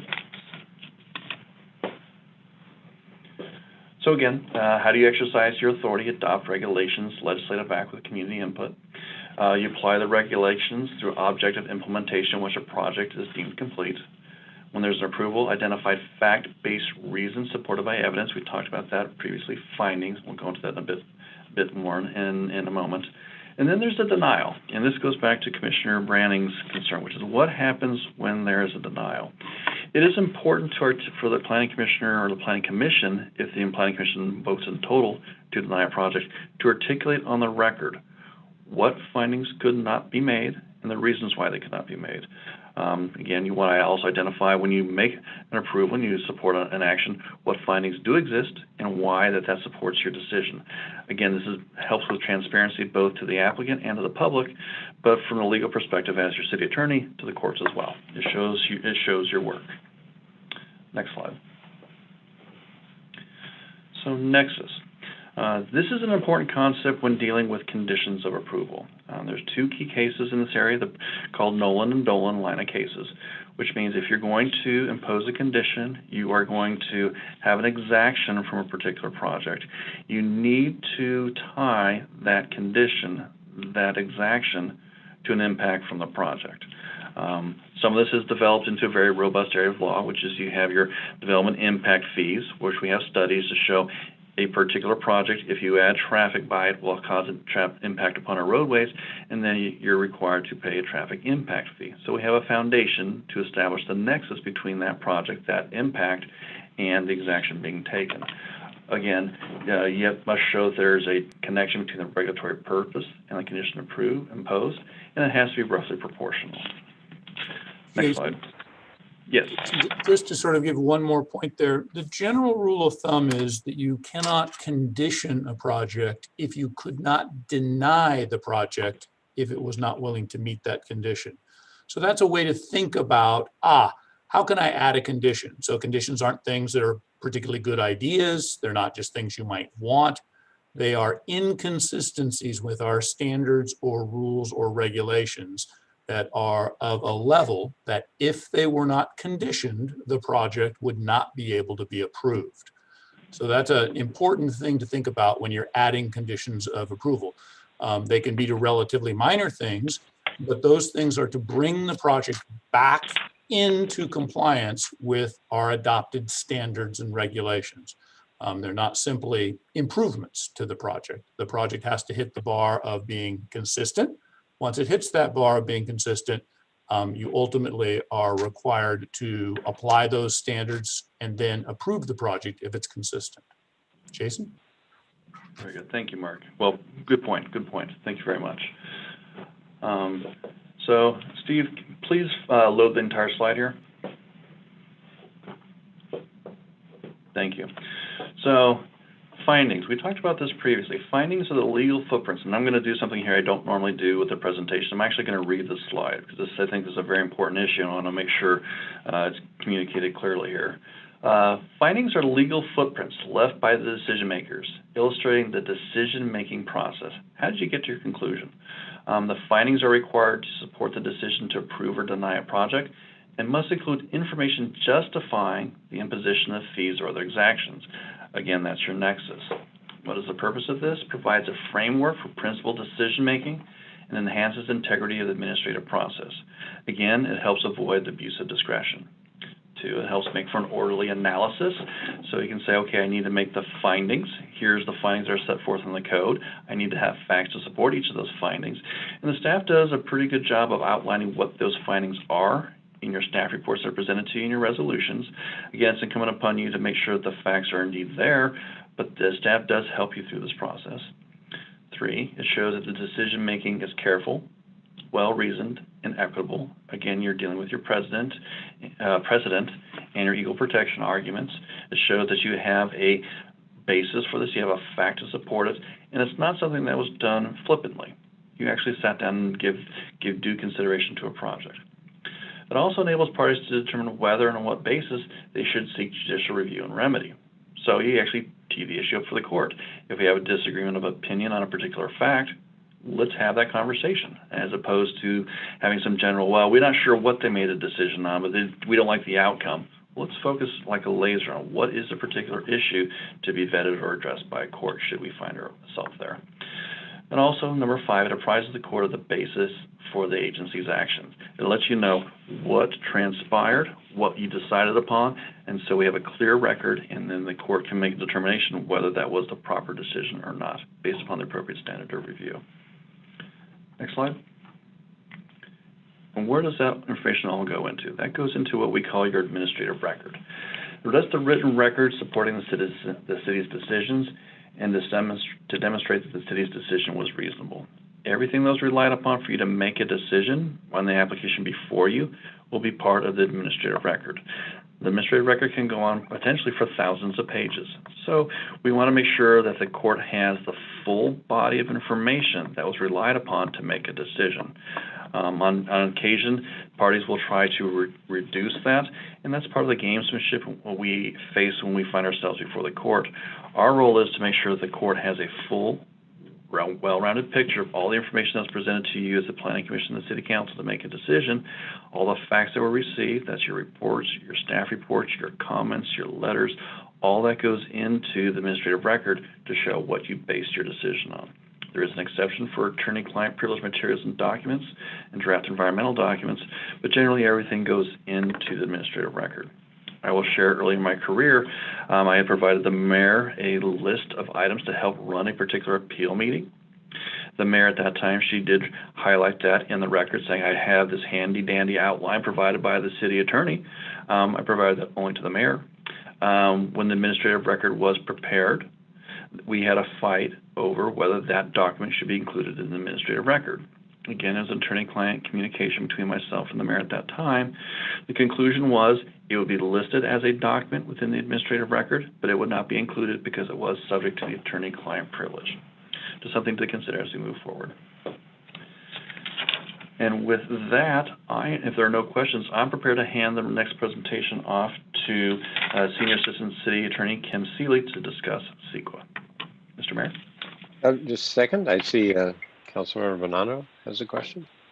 Yeah, I just wanted to reinforce what Mr. Alcala said about findings, because having served 6 years on the Planning Commission, it took me a little while to, it's very easy to just sort of start saying what you think and how you feel about a project, even when it does have a good basis. But to be able to articulate your findings clearly against the project, what are you finding either for or reasons to deny it? It took me a little while to learn that. I wasn't always perfect. I'm sure I still made mistakes after 6 years, but I think it is really worth kind of trying to structure your comments in particular against the ability to make findings. It's more than just sort of a technical term. It's a very helpful way to make sure that you're assessing the project in the most fair and objective way possible. So I just wanted to comment on that. Councilmember Bonanno, thank you. That's very helpful, and it actually prompted me to provide another example. We had a planning commissioner previously, back in the early 2000s. Her name was Michael Lee. She did a really good job of articulating an administrative record. She may not have always been in favor of a particular project. It may come before the Planning Commission. She may not have liked the applicant for personal reasons or didn't quite think that it met her standard of a project that the city should approve. So she would voice her opinion on the record. But then she would always transition. She says, but that's not my role here today.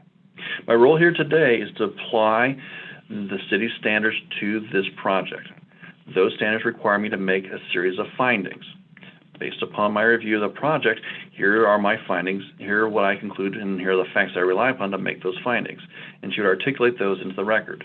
So even though she may not have supported her project and may not have met her standard, she would then fulfill her duty to walk through the city's standards that it had in place at the time the application was deemed complete. And typically she would rule in favor of the project because that's what the facts and the applications drove her to. And so that was she was really effective at developing an administrative record, very much along the lines of what Councilmember Bonanno just described, which was to articulate the facts upon which she's relying to make the findings that are required by the code in context so that there's a solid, strong administrative record to proceed on. Thank you for that example, Councilmember Bonanno. Okay, I think we're on to the next section. Very good, thank you. Kim, you're up. Thank you, Jason. Good evening, Honorable Mayor Warner and members of the City Council, and Honorable Chair Anderson and members of the Planning Commission. I am here to give you a brief overview of the California Environmental Quality Act, otherwise known as CEQA. And CEQA has a number of acronyms within it, and oftentimes people throw out EIR, MND, ND, and so you get kind of lost in the acronyms, but I'll do my best to kind of call out the acronyms as we go along. But generally, as you may know, CEQA was enacted in 1970 and was the first state law modeled after NEPA, which is the National Environmental Policy Act. And California is only one of 16 states with a little NEPA. CEQA introduced the concept of environmental impact assessment to state and local planning in California. Next slide, please. And what are the objectives of CEQA? And the primary objectives of CEQA are the three we have here. The first and foremost is a disclosure objective, basically to disclose the public reasons for agency approval of projects with significant environmental impacts. And the disclosure component has two audiences that it's looking for. It's disclosing information to decision makers so they can make informed decision, and you're disclosing impacts to the public as well. The second objective is foster, meaning foster interagency coordination in the review of projects. Often the projects that before you, the city is the lead agency. We notify other agencies of projects based on certain findings, and there may be responsible agencies involved that may have input on a project as well. And the third objective is to enhance public participation in the planning process. And where do we find CEQA? And you'll see at the bottom of this slide, it has CEQA guidelines. CEQA is found in a statute in the Public Resources Code, sections 21000 through 21177. And it's also found in CEQA guidelines. And the CEQA guidelines, basically the State Office of Planning and Research and the National Resources Agency created CEQA guidelines to implement CEQA, so to implement the statutes passed by the legislature. Next slide, please. So what is CEQA's environmental mandate? Basically, each public agency shall mitigate or avoid the significant effects on the environment of projects that it carries out or approves whenever it is feasible to do so. So that's just kind of the overall overreaching mandate that you want to think of and consider when you're performing a CEQA analysis. Okay, so next slide, please. Okay, so now we're going to go through an overview, and again, this is going to be, I'm trying to simplify this as best I can, but an overview of the CEQA process. And I've divided it into basically 4 steps. And the first step is it a project? And a project under CEQA is a discretionary action with physical effects. And it can be any activity undertaken by a public agency that may directly or indirectly impact the environment. And this can include construction projects, general plan and ordinance adoption. It can include land use entitlements. The discretionary act is distinguished from a ministerial act, which you heard earlier, which, like for applying for a building permit, ministerial act is not a project, and therefore when you're not a project, no further environmental review is necessary. So once you determine that yes, it is a project, the next step you go to is the project exempt from CEQA? And basically there are 3 types of exemptions under CEQA. They are statutory exemptions, categorical exemptions, and a common sense exemption. And first, for the statutory exemptions, kind of sounds like what it sounds like, statutes. They're created by the legislature in specific statutes, and they are absolute. They are very specific, and in order to claim a statutory exemption, you have to comply and meet all of the requirements set forth in the statute, but they are absolute. Contrast that to a categorical exemption, and basically the Secretary of the National Resources Agency has created designated classes of projects that the Secretary has found do not have a significant impact on the environment, and therefore they are exempt from CEQA. And so the Secretary has designated several classes of projects that are exempt.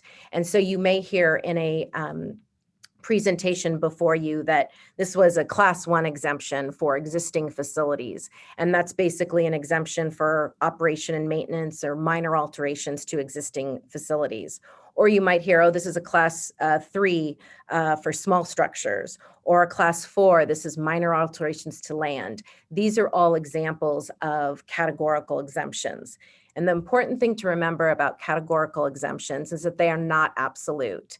They have a number of exceptions that are listed for categorical exemptions, such that if any of the exceptions to a categorical exemption applies, you cannot claim the categorical exemption. But one important thing to note for categorical exemptions is once the city or an agency determines that a project falls within a categorical exemption, the burden shifts to the objecting party to produce evidence that one of the exceptions to the categorical exemption applies. So we usually like to consider, the entire categorical exemption, and then we also like to check whether to confirm that the exceptions don't comply so that we've checked our analysis. And the last type of exemption is a common sense exemption. And basically this can apply to a variety of projects. Basically, when the local agency finds that a project, or a local agency may find a project exempt if it can be seen with certainty that there's no possibility that the activity in question may have a significant effect on the environment. And so those are the categories of exemptions for step 2. So if an exemption doesn't apply, we move to step 3, because if an exemption does apply, you have no further environmental review that it's needed. And you file a notice of exemption and you're done with the CEQA process. However, if an exemption doesn't apply, step 3 is, will the project result in significant environmental impacts? And how do we determine if a project will result in significant environmental impacts? And the way to do that is through an initial study. And the CEQA guidelines in Appendix G sets forth a model checklist for the impacts that an agency should consider. And it's a great checklist that you'll see in a lot of consultants' reports for initial studies. They'll go through all of those checklists and they'll explain why those impacts are not affected or they are. And the initial study checklist, the important thing to remember with an initial study checklist, even though the CEQA guidelines give us all these categories to evaluate, the initial study checklist has to be supported by evidence and facts. So it can't be conclusory. You have to give the evidence and the support for why those impacts are there or they're not. And so step 4 is, if there is a finding of no significant impacts, an agency will prepare a negative declaration or a mitigated neg dec. And oftentimes people will say an ND or an MND. And so they mean, when they say that, a negative declaration or a mitigated negative declaration. And a negative declaration, basically the agency is saying we have found no significant impact as a result of this project. For a mitigated negative declaration, it's basically saying mitigation measures can be included in the project to avoid significant impacts. So those are the two when you don't have significant impacts, or you can get to a place where there are no significant impacts. The flip side of that is when there are significant impacts, an agency will prepare an environmental impact report, otherwise known as an EIR. And the standard for an EIR is fairly low. An agency must prepare an EIR whenever there is substantial evidence in the record that supports a fair argument that a project may have a significant effect on the environment.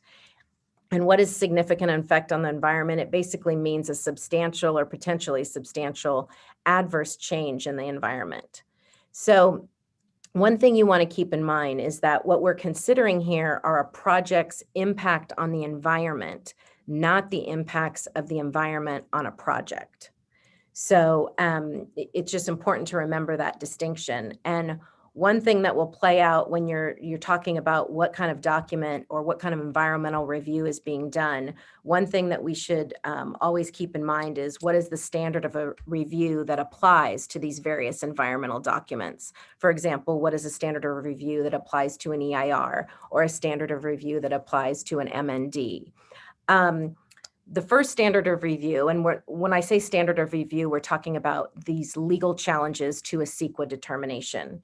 So one standard of review is whether there is substantial evidence to support the agency's decision. And substantial evidence means enough relevant information and reasonable inferences from this information that a fair argument can be made to support a conclusion, even though other conclusions might also be reached.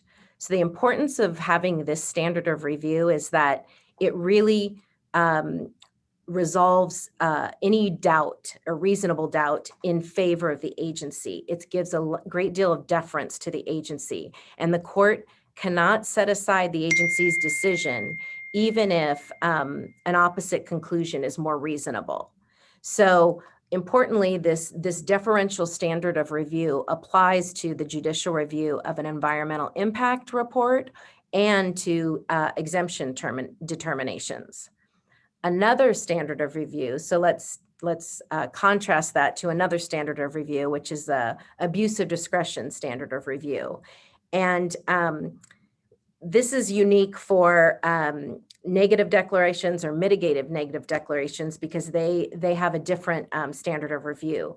Basically, a negative declaration or a mitigated negative declaration is invalid if either there is substantial evidence in the record supporting a fair argument that the project may have a significant effect on the environment, or the agency has failed to undertake a fact-based investigation of the project's potential environmental impacts.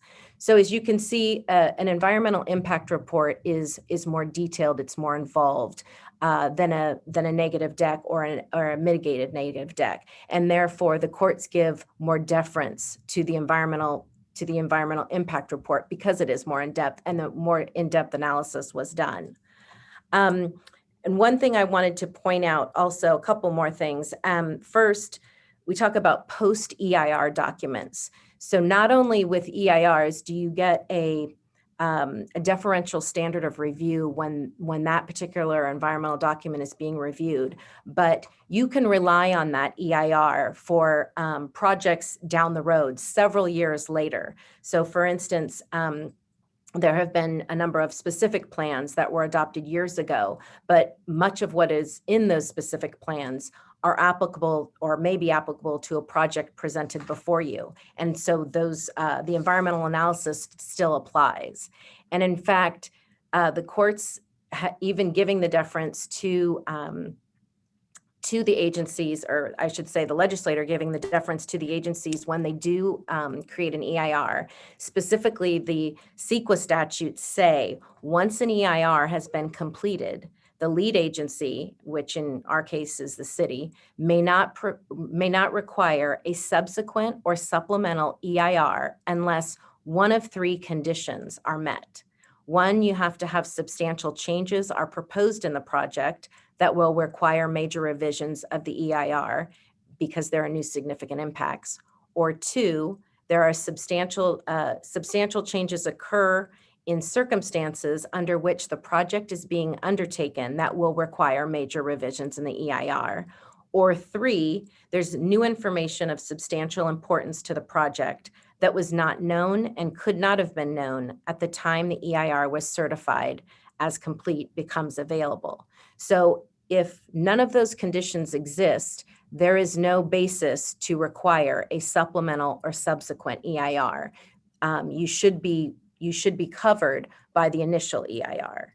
So, so if any, like I said, if any of those are present, then if none of them are present, you don't have to prepare a subsequent or supplemental. If any of the conditions are present, you do have to prepare a further EIR. And your options at that time are either a subsequent EIR or a supplemental EIR. And sometimes you'll see those abbreviated as an SEIR. But there is a difference and a distinction between a subsequent EIR and a supplemental EIR. A subsequent EIR is done for major or important revisions addressing significant impacts. So it's almost like another EIR in addition to, because there are so many revisions addressing significant impacts. In contrast is a supplemental EIR, which is prepared for minor or limited additions or changes addressing significant impacts. So you can understand it as you're supplementing the prior EIR versus you're making a whole new EIR subsequent to it.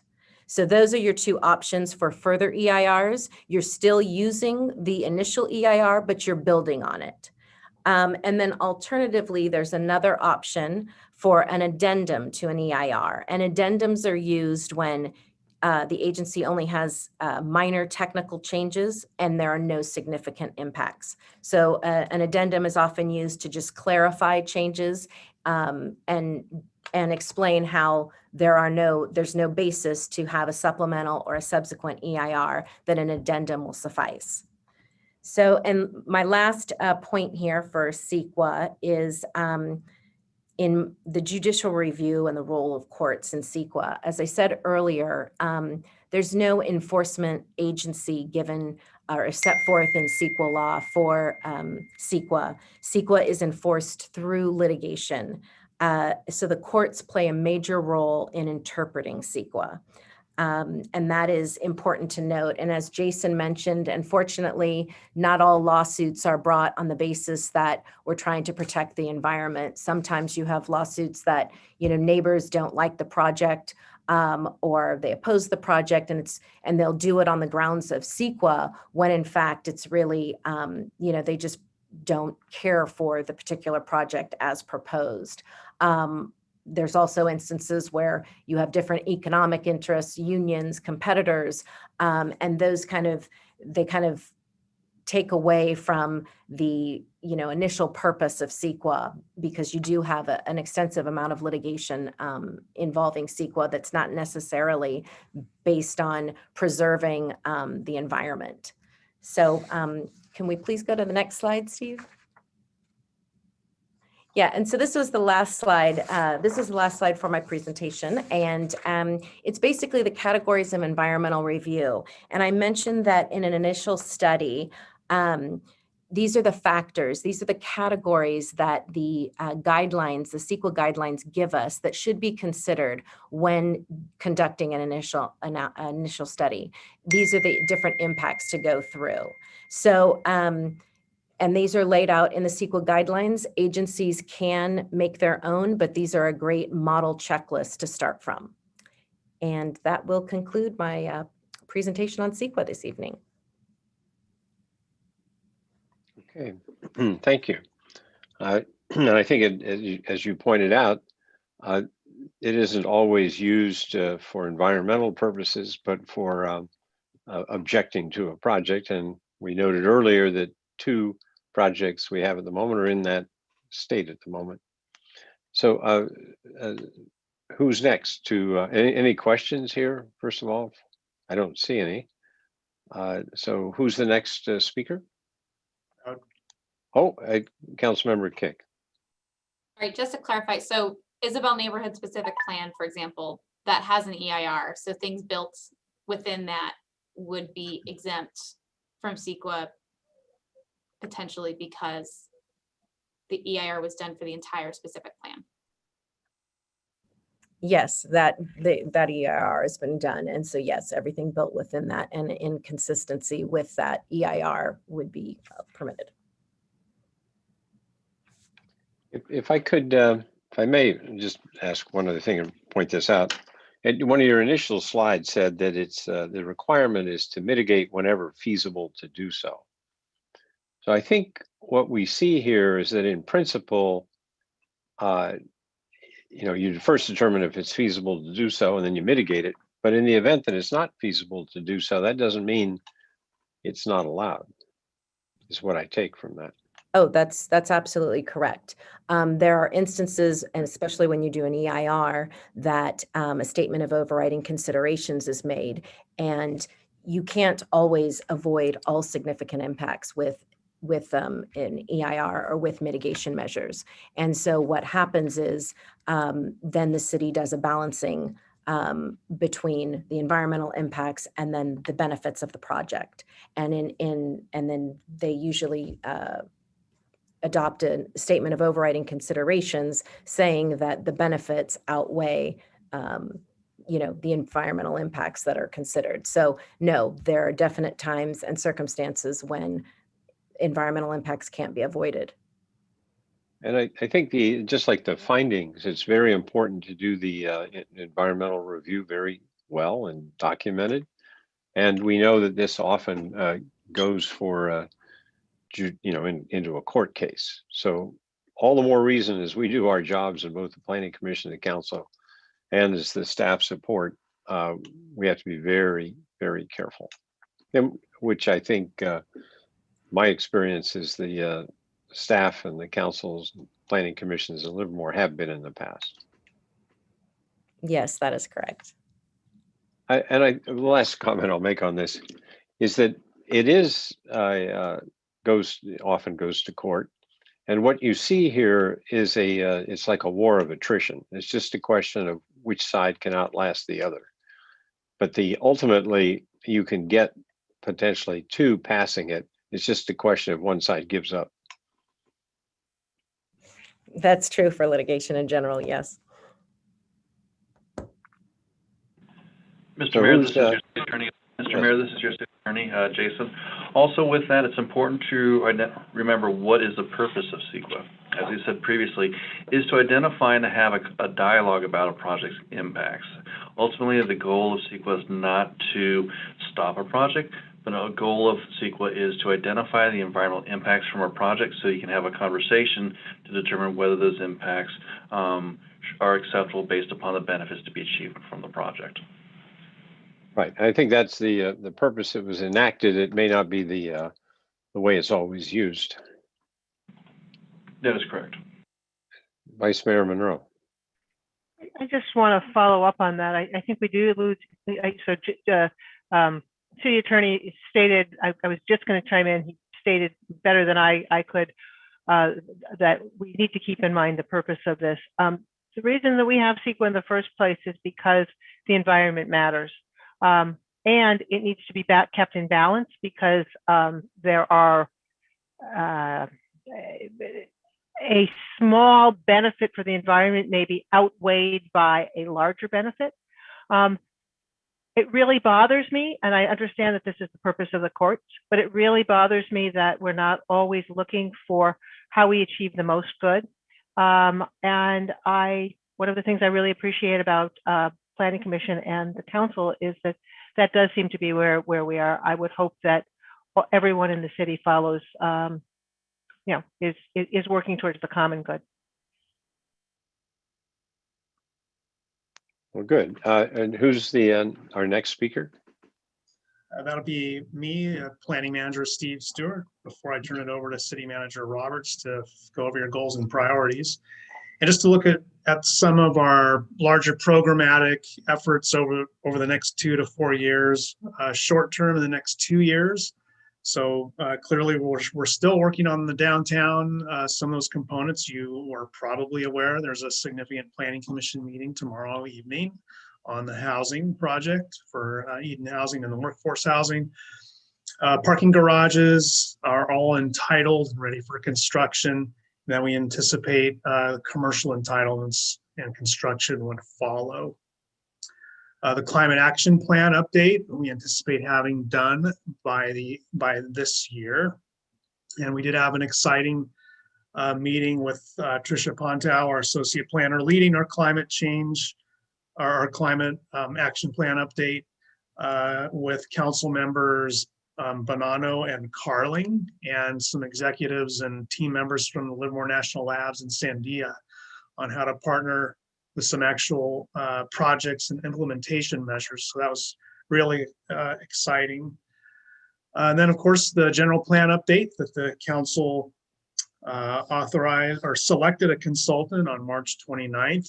We'll be moving ahead with that over the next 2 to 3 years, having significant meetings with PlaceWorks, the chosen consultant, to develop a scope and budget to bring back to you. I believe we're hoping to get in front of you at your first meeting in May. And then implementing the Isabel neighborhood specific plan that you approved in November. We continue to look at some of the implementing code amendments that'll need to come before you on some of our fees and affordable programs. And then we're also in pre-application meeting discussions with three significant, with team members representing three significant projects in that specific plan area. So very exciting there, exciting progress there that'll hopefully be before you in the next 2 years. Then looking out a little further, we'll still be moving ahead with the general plan update. Perhaps the cultural and hotel will come back for their entitlements again, or at least again in terms of the hotel. We'll be looking at a development code update to follow the general plan and to generally to be consistent with the general plan that comes out of the update. Continue to implement that Isabel neighborhood specific plan. We intend to look at our specific plans and see if they do need to be tuned up a bit to reflect the changing context and updated legislation and community preferences coming out of the general plan. And then looking at our updating our design standards and guidelines to make them more objective, which you'll hear as you look at state legislation that are setting that as a standard for review for affordable projects and any sort of housing project that implements the local and state housing goals to make those more certain and objective.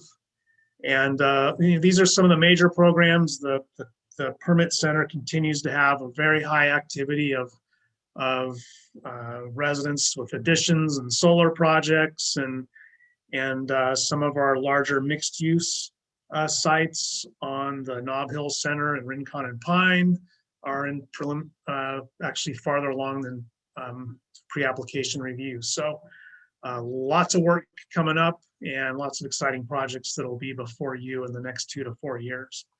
And with that, unless there are any questions, I would turn it over to City Manager Roberts to conclude. All right, thank you, Mr. Stewart. We can click to the next slide there. Want to wrap up with just a brief overview of the goals and priorities that the council's chosen for the next 2-year period.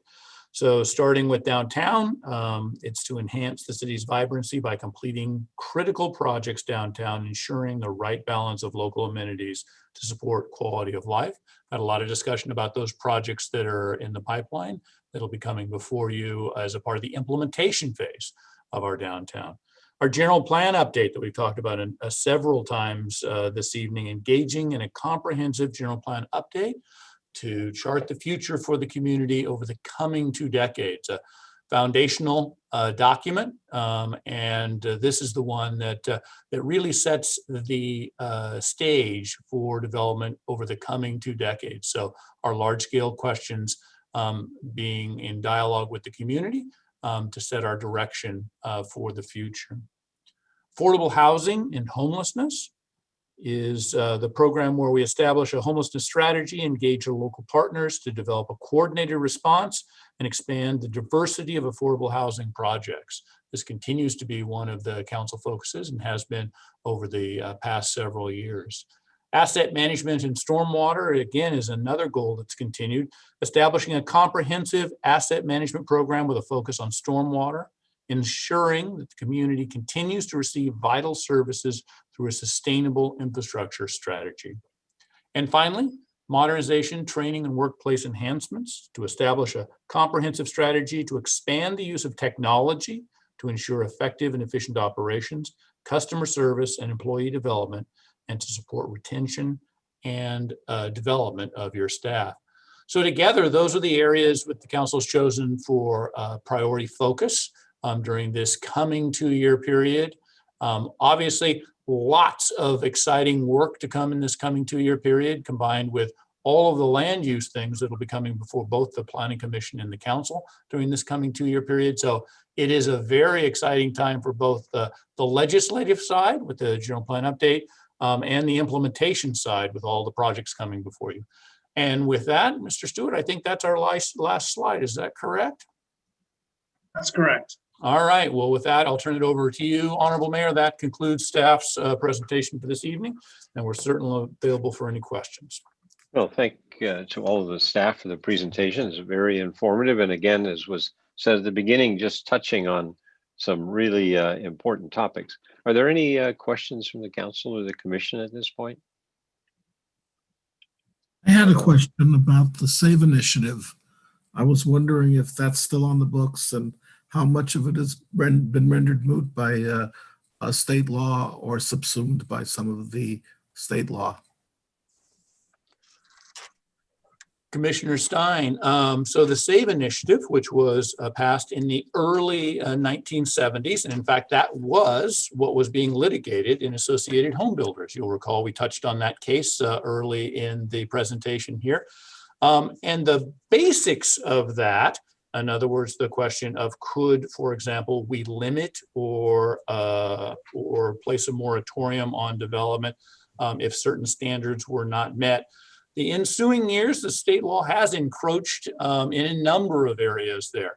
However, the particular facts of the SAVE initiative is we were in pretty drastic shape. Schools had to be on double sessions. Our sewer treatment plant could not process or was in danger of not being able to process the sewage for the community, sanitary sewage for the community. And again, if we had circumstances where there were fundamental health and safety risks to the community, I think we would still be on relatively safe ground. On more the qualitative areas, for example, finding, for example, that the air quality in the area was not being adequately dealt with by the regional agency, and that we were not interested in having development because we wanted to set a standard that was stricter than the regional agency. There is an area where the state has encroached and in a good way, which is to have resources and requirements that go across the entire region to deal with the issue. So while certainly some of those areas still exist, for many of them, the circumstances of the law that existed at the time that initiative was passed have shifted so that while the tests would still be there, what we're testing against would have changed. Thank you. Okay, I have one question or maybe a comment, but as was pointed out here, we have different roles in the different circumstances. And I would, it's my experience and continued assumption, I'll let the city attorney and city manager weigh in on this, but I think as we are asked to deliberate on anything, both the agenda package and the staff report generally make it very clear to us what kind of decision we're in and what kind of factors we can consider.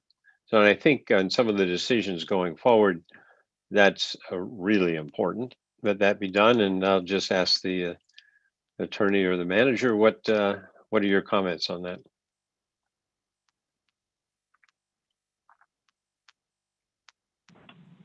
I'll go ahead and start, which is, that is correct. Your staff report does lay out the factual basis for the decision making. It also clearly defines what type of decision the commission or council should be engaged in. It lays out a factual record as the basis of that decision. And so with that in mind, that together with essentially your ability to ask questions of and get clarifications from your professional staff and your legal staff, really working as a team. We hope to both create an administrative record which is clear, be transparent to the public in the decision making, and go through the appropriate deliberative and decision making process. Mr. City Attorney? Mark, I just want to echo your thoughts as well. But I also want to draw attention to the way that the staff reports are structured. Whether the recommendation is to approve a project or to deny a project, staff creates the opportunity for the Planning Commission as well as the City Council to simply move staff's recommendations. So they try to package the information before you, identifying the factual information to support findings, and to lead you through the conclusion based upon your local regulations. So that's the way it's structured. On occasion, however, there will be a wobbler, and then they'll ask you, they'll highlight that for the Planning Commission or City Council, whoever the decision-making body is, to let you know you can go left or you can go right and ask for direction as far as which way you'd like to proceed. But staff, Mr. Mayor, you're correct, does tee up and frame the decision-making authority before the Planning Commission and the City Council, and for the Planning Commission identifying whether it is final authority, which is to approve a project, or a recommendation to the City Council where the City Council has the ultimate approval. So we do work hand in hand as the City Attorney's Office with the Planning Division and Community Development to help make sure that information is clear and articulate to help guide you through this process, because it can be challenging at times. And I think it can be, it is challenging. And I would just suggest that we all, as we're making our decisions and summarizing our findings, be real clear as to what kind of decision we're making, because there will be efforts, I think, to distract us from the question at hand. So just stay focused would be my suggestion. With any other questions, comments? Okay, well, thank you very much. Oh, Vice Mayor Monroe. Sorry, I didn't quite get the hand up in time. This is the second time I've heard this kind of presentation, and I just wanted to say how much I appreciate it. It is somehow much clearer the second time round. Thank you so much to all the staff for the efforts that you put into this and for educating me once again. Okay, well, yes, thank you all. So with that, again, make sure that any other questions you have, follow up and get the additional questions answered directly from the staff, because this is a lot of stuff here. So we're now going to adjourn, and the City Council is adjourning to a regular meeting on April 26, 21 at 7 p.m. And the Planning Commission is adjourning to a regular meeting on April 20th, that's tomorrow night, at 7 p.m. And each will be held virtually using Zoom. So thank you and